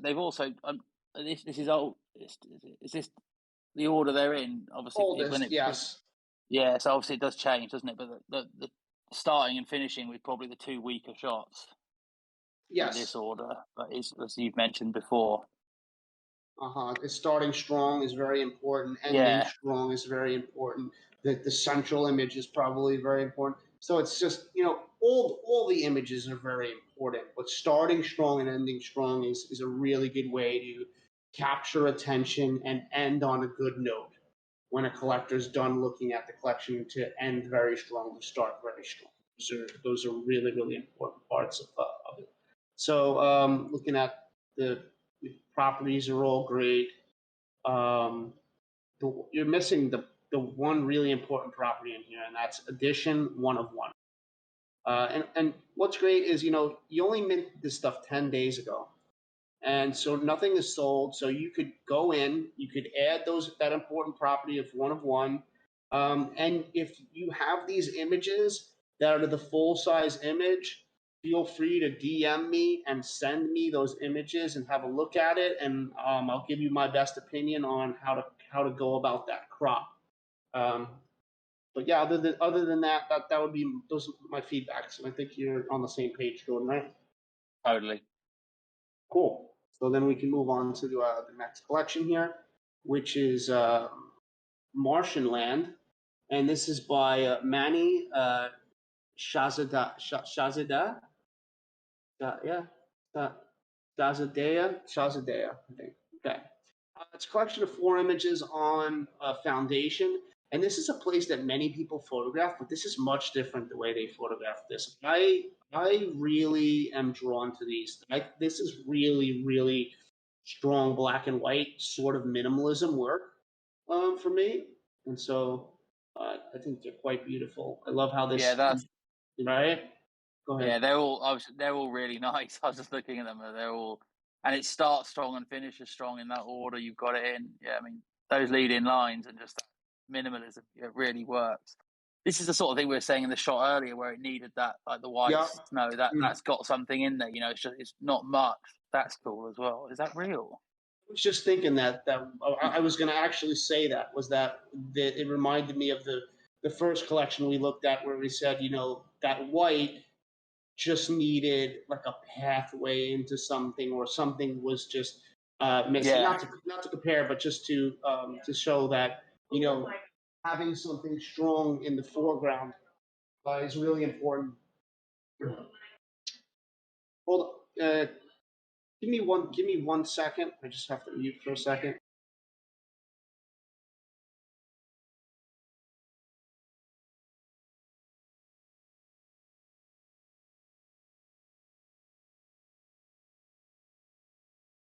All right, I'm back. Sorry about that. Yeah. So yeah, just how it has those leading lines in there. Because if this was just all white and it was just the trees out there, this image wouldn't have worked the way it does. No. And then there's this. Well, I love how he did this in black and white. Go ahead, talk. Yeah.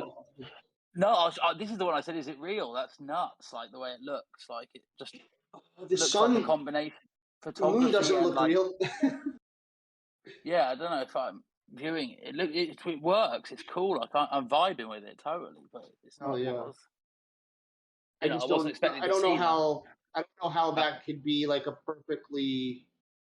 How that moon can be perfectly, you know what I'm saying, round like that? Does it work like that? No, because there's also no illumination of it. No, so, I need to know how that's done. Or is that just like a trick afterwards? Maybe it's described here. No, it just says Martian Land #3, artist and year. We didn't read the description either. So the collection was taken in 2021 in the Varzane Desert, one of the deserts with ruined houses, an amazing and minimal place. Yeah, a lot of people shoot here. I wanted to show this desert in a different way from my own eyes. So there's no information here about whether or not some of the stuff is superimposed like that moon. But yeah, I'm gonna say it is.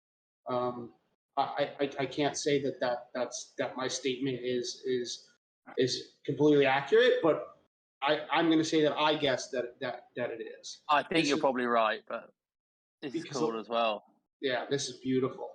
The minimalism here is just so gorgeous. Yeah, because the reason I say that is because the last moon too. Yeah. This caught my attention straight as soon as you put it up. As soon as I saw them. Look at how awesome this image is. Oh my gosh. That's amazing, isn't it? Yeah. I've got nothing much to say about this lot, to be honest. This is just a pretty impressive body of work. Oh, I agree. Sometimes we just put collections up to, that are really good, and I think 0.25 is very fair. If I had to collect one of these first, I mean, it might be this one, towards the solar eclipse. I don't know. I love them all. I think they're all. I think I'm the same as you. I'd be tempted with the one that we think is photoshopped or a composite. This one. Like, it's just kind of cool. I don't know. I like it. It's like that geometry. Yeah. Yeah, I don't know. It works. Really works. Yeah, really awesome black and white rendering. Would love to know more about the process and stuff if they were willing to share. But outside I think of the description could be updated, couldn't it? Definitely for them to tell you what's going on. Yeah, tell us a little bit more about that desert and and what it, why you chose black and white, and what it's like, what it's like being out there, or something to that extent. There's no activity, no sales yet. So, but yeah, I really dig it. It's out there. It's very interesting, and I love the banner Yeah. image. Very, very cool. You can tell which they think is their favorite as well. So we only have a few left. This one's actually just an edition. We're accepting editions at this time. This is Twin Volcanoes by Felipe Brito. And so let's just take a look first. 2 people bought it. It's 0.02. It's an edition size of 14. Okay. And there's a lot of good properties here and a bunch of information about it. So those twin volcanoes on the left, I'm not going to go with the names right now, and not on one on the left, one on the right. At first light of summer's breaking dawn. Their location is about 40 kilometers from San Pedro de Atacama, and they are both shared by Chile and Bolivia, national territories. For native people from the desert nowadays, self-called Atacamenos is a very sacred volcano with a huge past of ceremonial events and shaman spiritual self-development processes. The story told through countless years is that Jarx was once conical shaped like his brother, and maybe a little taller, but not as perfectly rounded as Lecancabar. Close to them, at the place where this photo was taken from, there was a mountain called Quimal.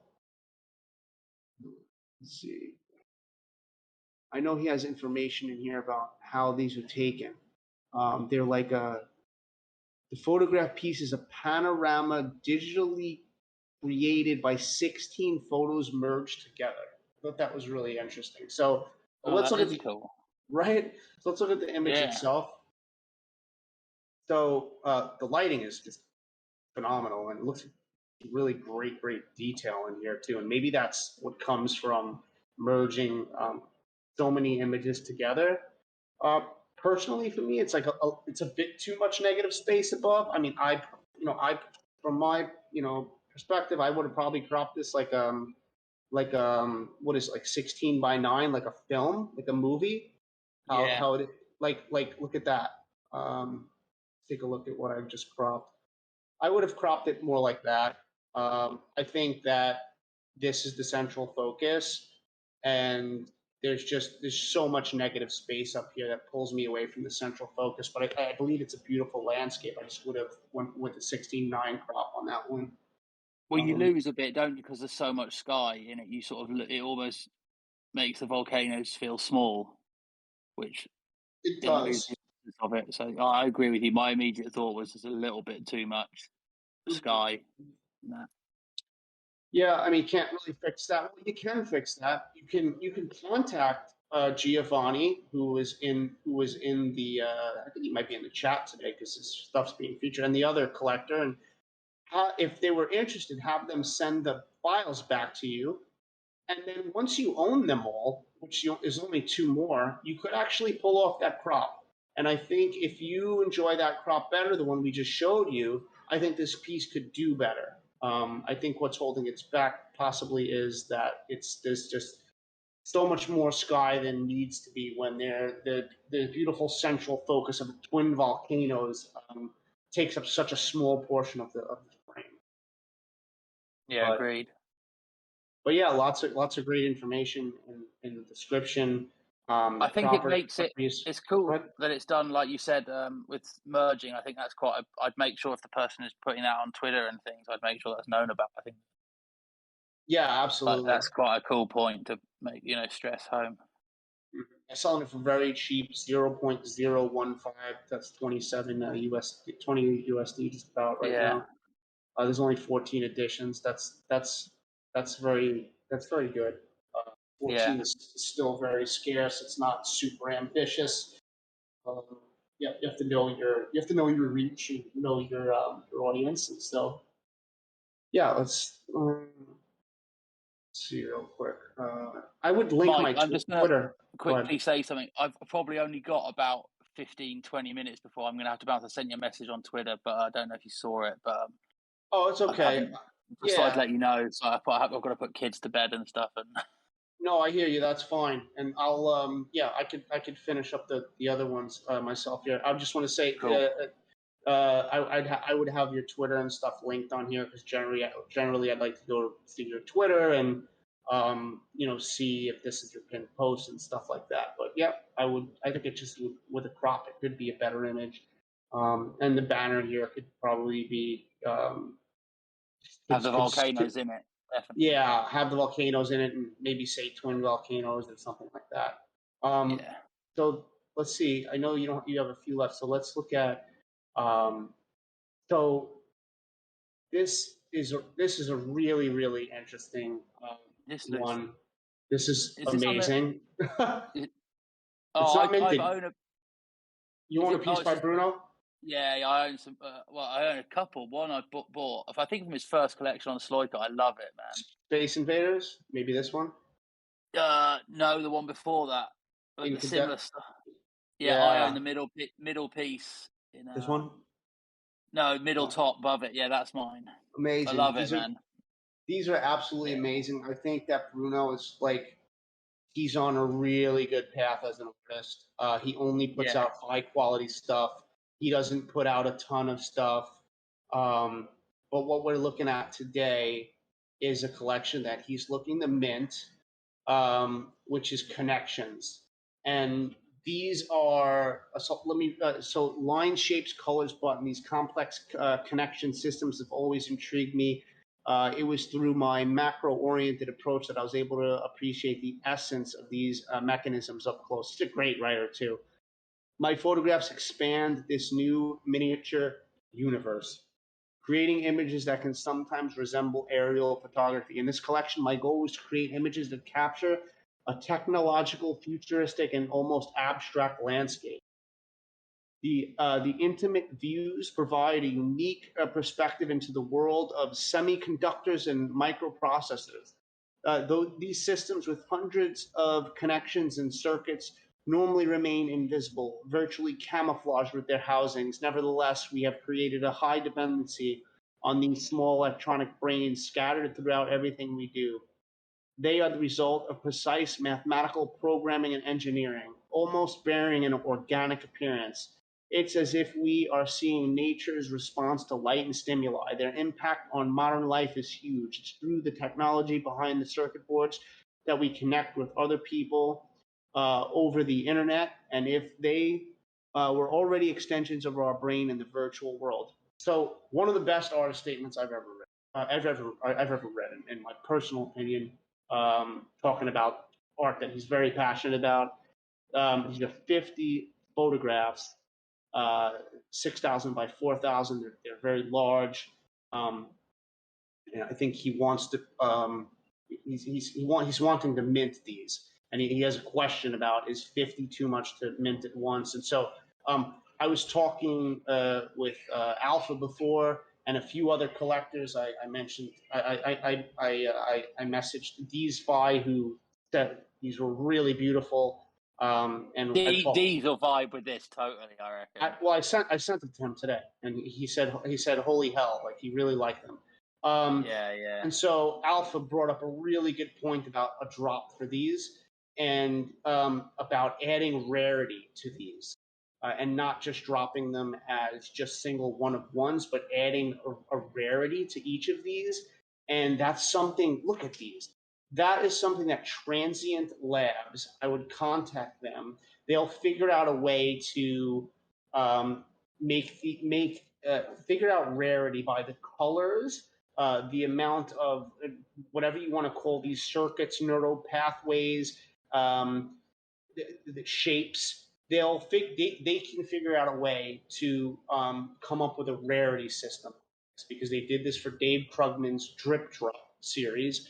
I highly recommend checking out that series and going on Dave's Twitter and reading about how he collaborated with Transient Labs to be able to come up with a rarity system. And so what this does is it brings people from generative art, and PFP to garnish more interest in collecting from a photographic series, because they're all about rarity. They love that stuff. And so, like Alpha mentioned to me, this would be really interesting if it was dropped with rarity specs, and that this would get gobbled up by many of the degen collectors. And I think that's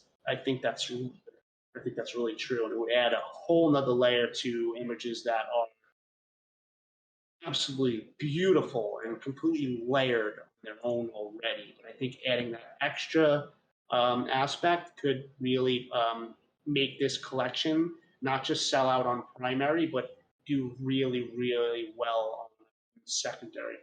So I don't know if Bruno is here and can speak, or if you want to add anything onto that, Jordan. But how do you? I totally agree. I was going to say, I think Bruno is here. I know Ben, so if from Transient, if you don't have any luck getting in touch with him, I'm sure if someone like Alpha or yourself, I'm sure you know him as well, Mike, don't you? So I think you're right on that. I immediately thought that, and when you said D's will definitely vibe with this. I think this is a prime example of when we were talking about a cohesive collection. Like, this is unreal. Yeah, and with the other ones, I forget what they're actually called now. The ones that I own, but incandescent or space. Yeah, iridescent. Yeah, they're a prime example of how a collection for me should work, and I love his work, and I don't think 50 is too many when you're doing the sort of work you're doing, Bruno. I think that's and of this sort of quality. I think 50 is really good. Yeah, I think if you speak to Ben and at Transient Labs or whoever, if you get something, they'll tell you to do more. To be honest, I'd have thought they'll say go higher than 50, but they will, and I'm sure he has. I'm sure he has more than 50, and it's okay if some of them are similar, because they will be a bit different, right? So what's interesting is the numbers on here. This has 23. This has 020. There's a J something. So they could even go and create a rarity around, this one has numbers and circles and squares involved. So, and this one has more numbers than any of the other ones. So so then the rarity of how many numbers are involved would be a specific rarity trait. And then when you take all of those rarities and you put them together, you will have an image that's the most rare in the entire collection, and an image that's the least rare in the entire collection. And then people will buy your images based on, one, how beautiful the artwork is, and then there'll be other people that buy based on how rare it is, and then there'll be other people who buy with the medium of which one can I find that's really beautiful to me, but that's also has a good rarity. And so I think that you could slam this out of the park. Totally. It's a perfect project. So this would be one of the rarest pieces, I would assume, because it's the only piece that has that shows the actual what part is this of the chip with this information. There's another piece that shows this part, but they don't have that information there. So that maybe, and with all of these lines and everything, this might be the rarest piece in the collection. So you have to think about something like that. But Transient Labs will help you figure that out. So Bruno, if you're here and you could chime in, that'd be cool. Sorry, Jordan. Bruno, no, I was going to say. I was just going to say he had an appointment, so he had to dip out a little early. Okay, well, he's definitely going to listen to the recording, because I spoke with him a lot before this, because I really think it's a great idea for him to go that route. Well, here's another one that shows the board. And these colors are just beautiful. So yeah, I mean, I guess we don't really have much else to say about this collection. I don't think unless Jordan has anything. I think it's phenomenal. No, I think it's great. Like I said, I've collected his work, and I will probably collect more down the line, especially if he goes down this route with Transient Labs. I'd probably pick up a piece of those as long as they're within my budget. I would love to also. And so, so he's looking at pricing them at 0.15. So I think that might be within there. But maybe that none of that's written in stone. So he should speak to transient, and they should get an idea. Maybe with a rarity system, maybe it's priced differently. I don't know. But yeah, that's definitely it there. And I don't know. Maybe that's the Dreamo Collections. That's probably the last one that you're able to. So I knew that would be a long one, so I figured we'd bang that out. Yeah, I've got kids. I'm on away in Portugal on holiday this week, so I've got children with me running around wanting to do stuff and need to go to bed now. So no yeah, problem. Sorry to have to dip. It's okay. Mate. I've done the original. When I started this, I never had a co-host. I originally did it by myself for the first time, probably five of them. So I have no problem running the last three. No problem at all, man. I appreciate legend. The time. Appreciate the time that you're here for 2 hours and 2 hours and 15 minutes or so. So no, pleasure, man. Like any time you need someone, just let me know. I'm happy to come back. Yeah, yeah, you're excellent, man. You are excellent. Always thanks, Jordan. Pleasure, man. Thanks, Jordan. Nice pleasure, meeting you. Guys. Pleasure. Yeah, and you, man. And yeah, enjoy the rest of it. Good luck, Mike. I hope sounds like your dad handed it, but yeah, and thanks for everyone who's come and joined and listened. I hope you've enjoyed me talking and hearing my thoughts, and yeah, and carry on creating and keep building, and let's fucking go. Yes, sir. Thank you. All right, guys. Take care. Take care. Thank you. Cool. So with that, we'll move on to the next collection. This is Experiences by Haluk or Haluk. And this is looks like a collection on Foundation, and a collection of 4 with a floor price of 0.25. And so let's wait, 0.25? I don't. Well, maybe these are the buy it now prices. Okay, makes sense. So take a look at these. This shot is just absolutely beautiful. I love this shot. At first glance, when I first saw this before, I didn't notice the other man in the boat here. But this it feels like a charcoal painting. So beautiful. Like, this is when people say, how do you know something's fine art? And then people say, oh, you'll just feel it. I feel that about this. It feels fine art. I love the way it's been edited. I love the story. Everything's just absolutely gorgeous in that shot. Show to Loving Eyes. Another really beautiful, wonderful image. Looks like grandpa and his granddaughter. Nice little moment that they're sharing here. I wonder if that's the same man from the fisherman. Let's see if there's a description here. Father and daughter write stories with loving looks. Interesting. First shot maybe a description too. The fishermen are preparing to go hunting early in the morning. They're going to load the circle-shaped fish nets into their boats, and then they're going to leave. I hope they catch a lot of fish. Their livelihood depends. Awesome. He has information about himself here. He lives in Istanbul. Got the licensing information there. Is that in all of the pieces? No, he probably just added them at different times. So, concerns. Thought this is a really beautiful shot as well. I love when people shoot through either plastic or glass windows with this fog, and it just adds this like kind of surreal or just another layer over something to make it more abstract. Really beautiful. Love his hand posture and how he's looking out. He does look like there's some concern, and there's some writing on the window which we can't tell. But it's a beautiful story in the image here. I like the black and white theme you were going with, and then you in this one you priced this higher, 0.50. I don't necessarily think this is a better photograph than the other ones in the collection. It is an interesting little shot. I wish that she was maybe more engaged with either the camera or more engaged with him, but I do enjoy the shot.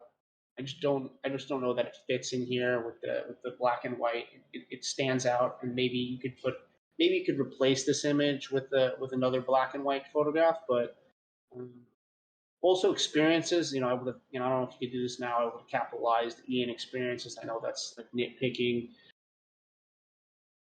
but artist statement, you have no artist statement. There should be a description here with an artist statement, maybe talking about some information about this collection, because these three, I mean, it looks cohesive, but at the same time, these are different men. And maybe it just feels cohesive to me because it's black and white. So I would like to have a description here that tells me about what this body of work is, so that I can make that distinction. But other than that, like really, really beautiful work, really great eye for capturing those really important moments. And I think my favorite is definitely Fisherman. Beautiful foreign sort of documentary and shot. That's the one that I would. Yeah, really beautiful work. With that, it's a little quicker because I don't have a co-host, so it's just me. But so we'll move on to the next collection, Persona Blues, and this is by Pertains Kaliskan. And I really, really enjoy this one. Really enjoy this one. This is a collection of 7, floor price at 0.25. There's some really standout shots in here, and I'm going to show those ones first. And then there's some shots that I would probably not have within the collection that are just, like these two shots are just too similar, right, for me, these face-to-face shots. This shot here really blew me away when I saw this. This is something that I would collect. Like this is just, there's something about these shots, they're really cinematic. It feels like a movie still. I love the smoke coming out. It kind of replicates this shape of this plants in the background. I love the light coming in from outside, the blue tint that's going on in this image, the flicker of light of red coming, orange coming from the cigarette. The moment just feels like a relief of stress. It says, well, in the moment of overwhelm. Beautiful. You guys look, it's like some poetry and stuff here. In the heart of darkness, when you are by yourself, there is no need to play anymore. You are not the strongest one, and no need to be. Just breathe and take your mask to off the Persona Blues collection. So this collection actually has a description. I should have read that first. The biases, the expectations, dogmas that surround all of us in street, in family life, in between relationships, the authority which descends on to us by the hand of society. This collection tells the story of a man who's overwhelmed between the societal expectations from a man and his own feelings. He feels the blues of being somebody else. He has to live in different personas and has to look tough as a man. He must be strong because he is a man. We'll get back to the photographs here. Another really strong one, I thought. I liked looking through. This shot reminded me of a Gregory Crutzen piece. The lighting on the face is just phenomenal. I'm wondering what lighting the artist is using, because the light's coming in from outside. I can only imagine that they're actually using. It doesn't seem like a strobe or an on-camera flash, but it feels like a continuous light source. And over here, it looks like there's like mist. I don't know if they're using a mist machine or if that's just something that I see, but I think that's a beautiful moment there. And the other shot that really stood out to me, well, there's two more. This shot here, really great. Another really cinematic feeling shot between the darkness and the light. I love that. Love it very much. That's a perfect silhouette. Just the just the light on the plants here. Absolutely beautiful. The couch. Very simple, less is more, beautiful, minimalistic, cinematic photography. And then for the final shot that I really enjoyed was Surrounded. Just a lovely shot. Man. This guy obviously loves his plants. His apartment looks really beautiful. Doesn't necessarily have that heavy blues that the other ones do, but well, you know what? I'm actually wearing these glasses. block out blue lights. And when I lift it up, it actually does have more blues. But these two shots here in the middle, I don't find this as strong. This is distracting to me. I think there's better shots of him staring into it, like surrounded. Face to face, if I was to keep one of those two, it would be this shot. This is very, very dramatic, very confrontational. Maybe this is one to keep. It is a great shot, but I do love I love this collection, and I think it's really, really beautiful cinematic piece, and it's got a really fair price for one of them. So let's see. This artist has two collections. Metropolis songs. Oh wow, that's cool.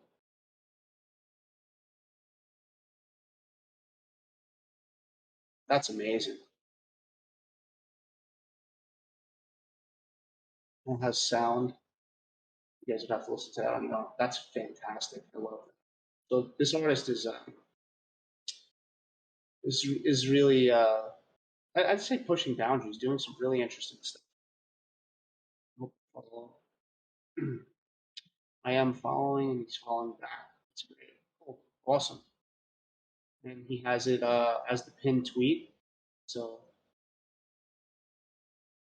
yeah, once again, great shot, great shot, great shot. Some of these are just a little too similar. I pointed out a couple of other ones that were surrounded, the one on the couch. I think that would have been a nice one to put here. And maybe this plant one in the middle. And then maybe ending on that shot there. Would have done this grid a little bit different, but it's beautiful.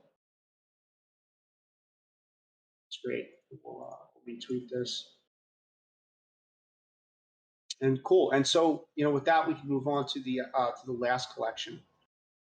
And the last collection is Fiesta, and this is by Bipram. So we all know India is a country of tradition, culture, and festivals. To portray a country like India, we need faces that carry the huge responsibility of tradition and culture.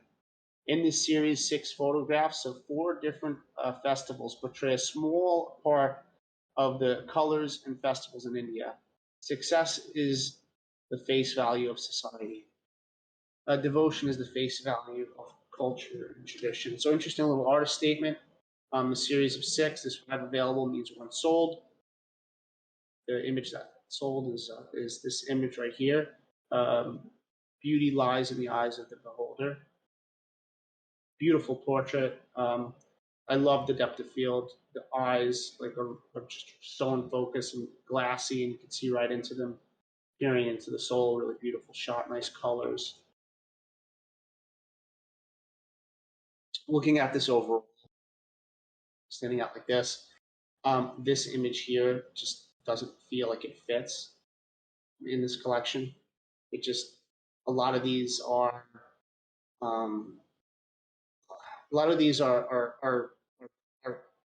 portraits that are that you don't feel it. This one is outdoors, and I think that it's outdoors. The colors in this really confuse me too. Your color temperatures are really quite off here. I don't know how the grass feels really unrealistic, and so that shot just feels like it belongs in a completely different collection to me. Other shots are really beautiful.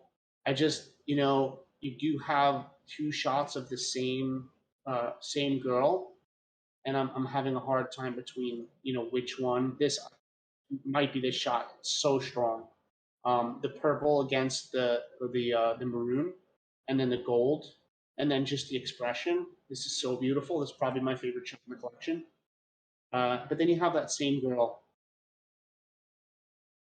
And correct me if I'm wrong. I think it has to be the same girl. It's the same makeup, so the same eyes, everything, and it's another really beautiful shot. I just, I would use one of these as a standalone. I would have used one of them as a standalone. I wouldn't have put them in the same collection. Maybe just because unless it was just a collection about her. But it starts to feel like it's not so cohesive here when you have this child outdoors, and it's just his vibe. That's it. Also, that's another thing. It's his vibe. He's very happy and joyful, and it doesn't fit the vibe of the rest of the collection, which is a lot more deep in a sense. These moments feel more powerful. They feel a bit more poetic, and they don't that one certainly doesn't. This one fits. This one fits for me. I love his expression. You know, and it's got the same power feel as the other shot. So for me, you know, I had personally chosen between the two of the girl. While the light is really incredible in this, I actually think this is the better shot, but I think maybe that could be a 50-50 split between other people that look at these. But really beautiful portrait work. Like that's another great portrait. And this works as well for me. Even though it's outdoors, it's different from this shot. It feels completely out of place within in the collection. That aside, we see that the collection have we did read the description.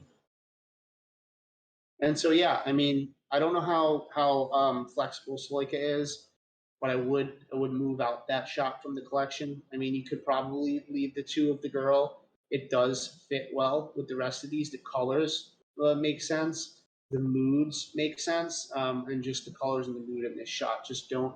0.18, I think, is a very fair price. These are really, really beautiful one of ones. So it's really all I have on this collection here.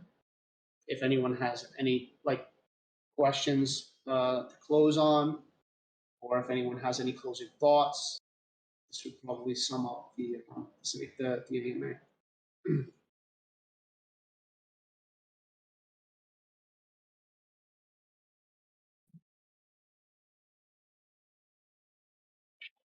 Let's see. Oh, right up here.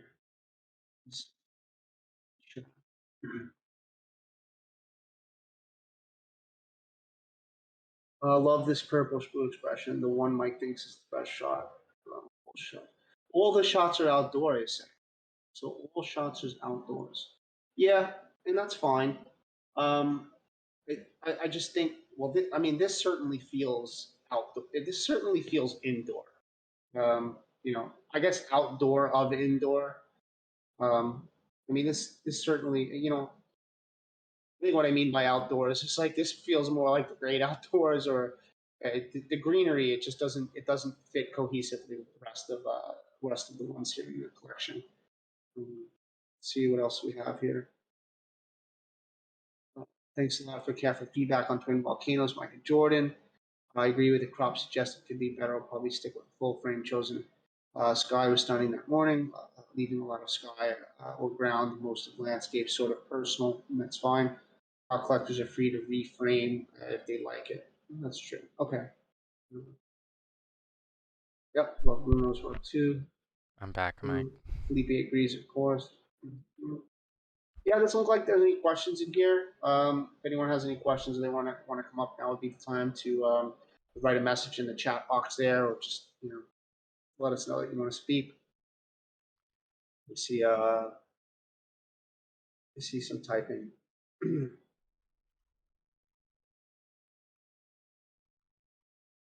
I'm back, Mike, by the way. And we do have POAPs to give out. Awesome. This has been a really, really awesome AMA today. We had a lot of artists, 13 artists, all amazing work we got to see today. Jordan was just really, really great co-host. Bouncing stuff off of him is just the vibe that we have together works really, really well. I'm really thankful that he was able to come and be part of this AMA today. So I definitely want to have him again in the future. And so, yeah, I totally agree. I think you guys work really well together too. Yeah, he's going on the list for people that I really, really like to work with. So POAPs. Hold on, that POAPs coming up. POAPs coming up. That didn't come out right. There we go. Yeah, I posted the POAPs, so feel free to grab one. Cool, and thanks for all the artists that showed up today too. A lot of artists showed up, and it's been really, really great AMA. One of the best ones I have in a really long time, I think, because of how many artists we got to review and how many turned up, and just Alpha's input was really great as well. Let's see. So yeah, guys, with the POAPs, just click on any of these links here, claim your POAP. It's proof of attendance, kind of like a little mini NFT. Easiest if you have the app on the phone. I have poap.xyz on my phone, and I just claim it right there. With that being said, thank you everyone for being here, and we look forward to next week's AMA. Maybe we'll do all genres as well, and I'll be looking for a co-host as soon as possible so that we can get that out as soon as we can, so more people can apply. I see Fatai is typing. What's a POAP? Proof of attendance, proof of participation, something, right? Yeah, Proof of it's like a little NFT for attending things. Yeah. All right, cool. You're welcome, guys. Thanks, MetaJungle, always for having the ability to have this platform and this space for us to share. And have an educational space. And thanks, Goon. Thanks, Jaden. And with that, I'm out. 3, 2, 1. Love you guys. Thanks, everyone. Bye-bye.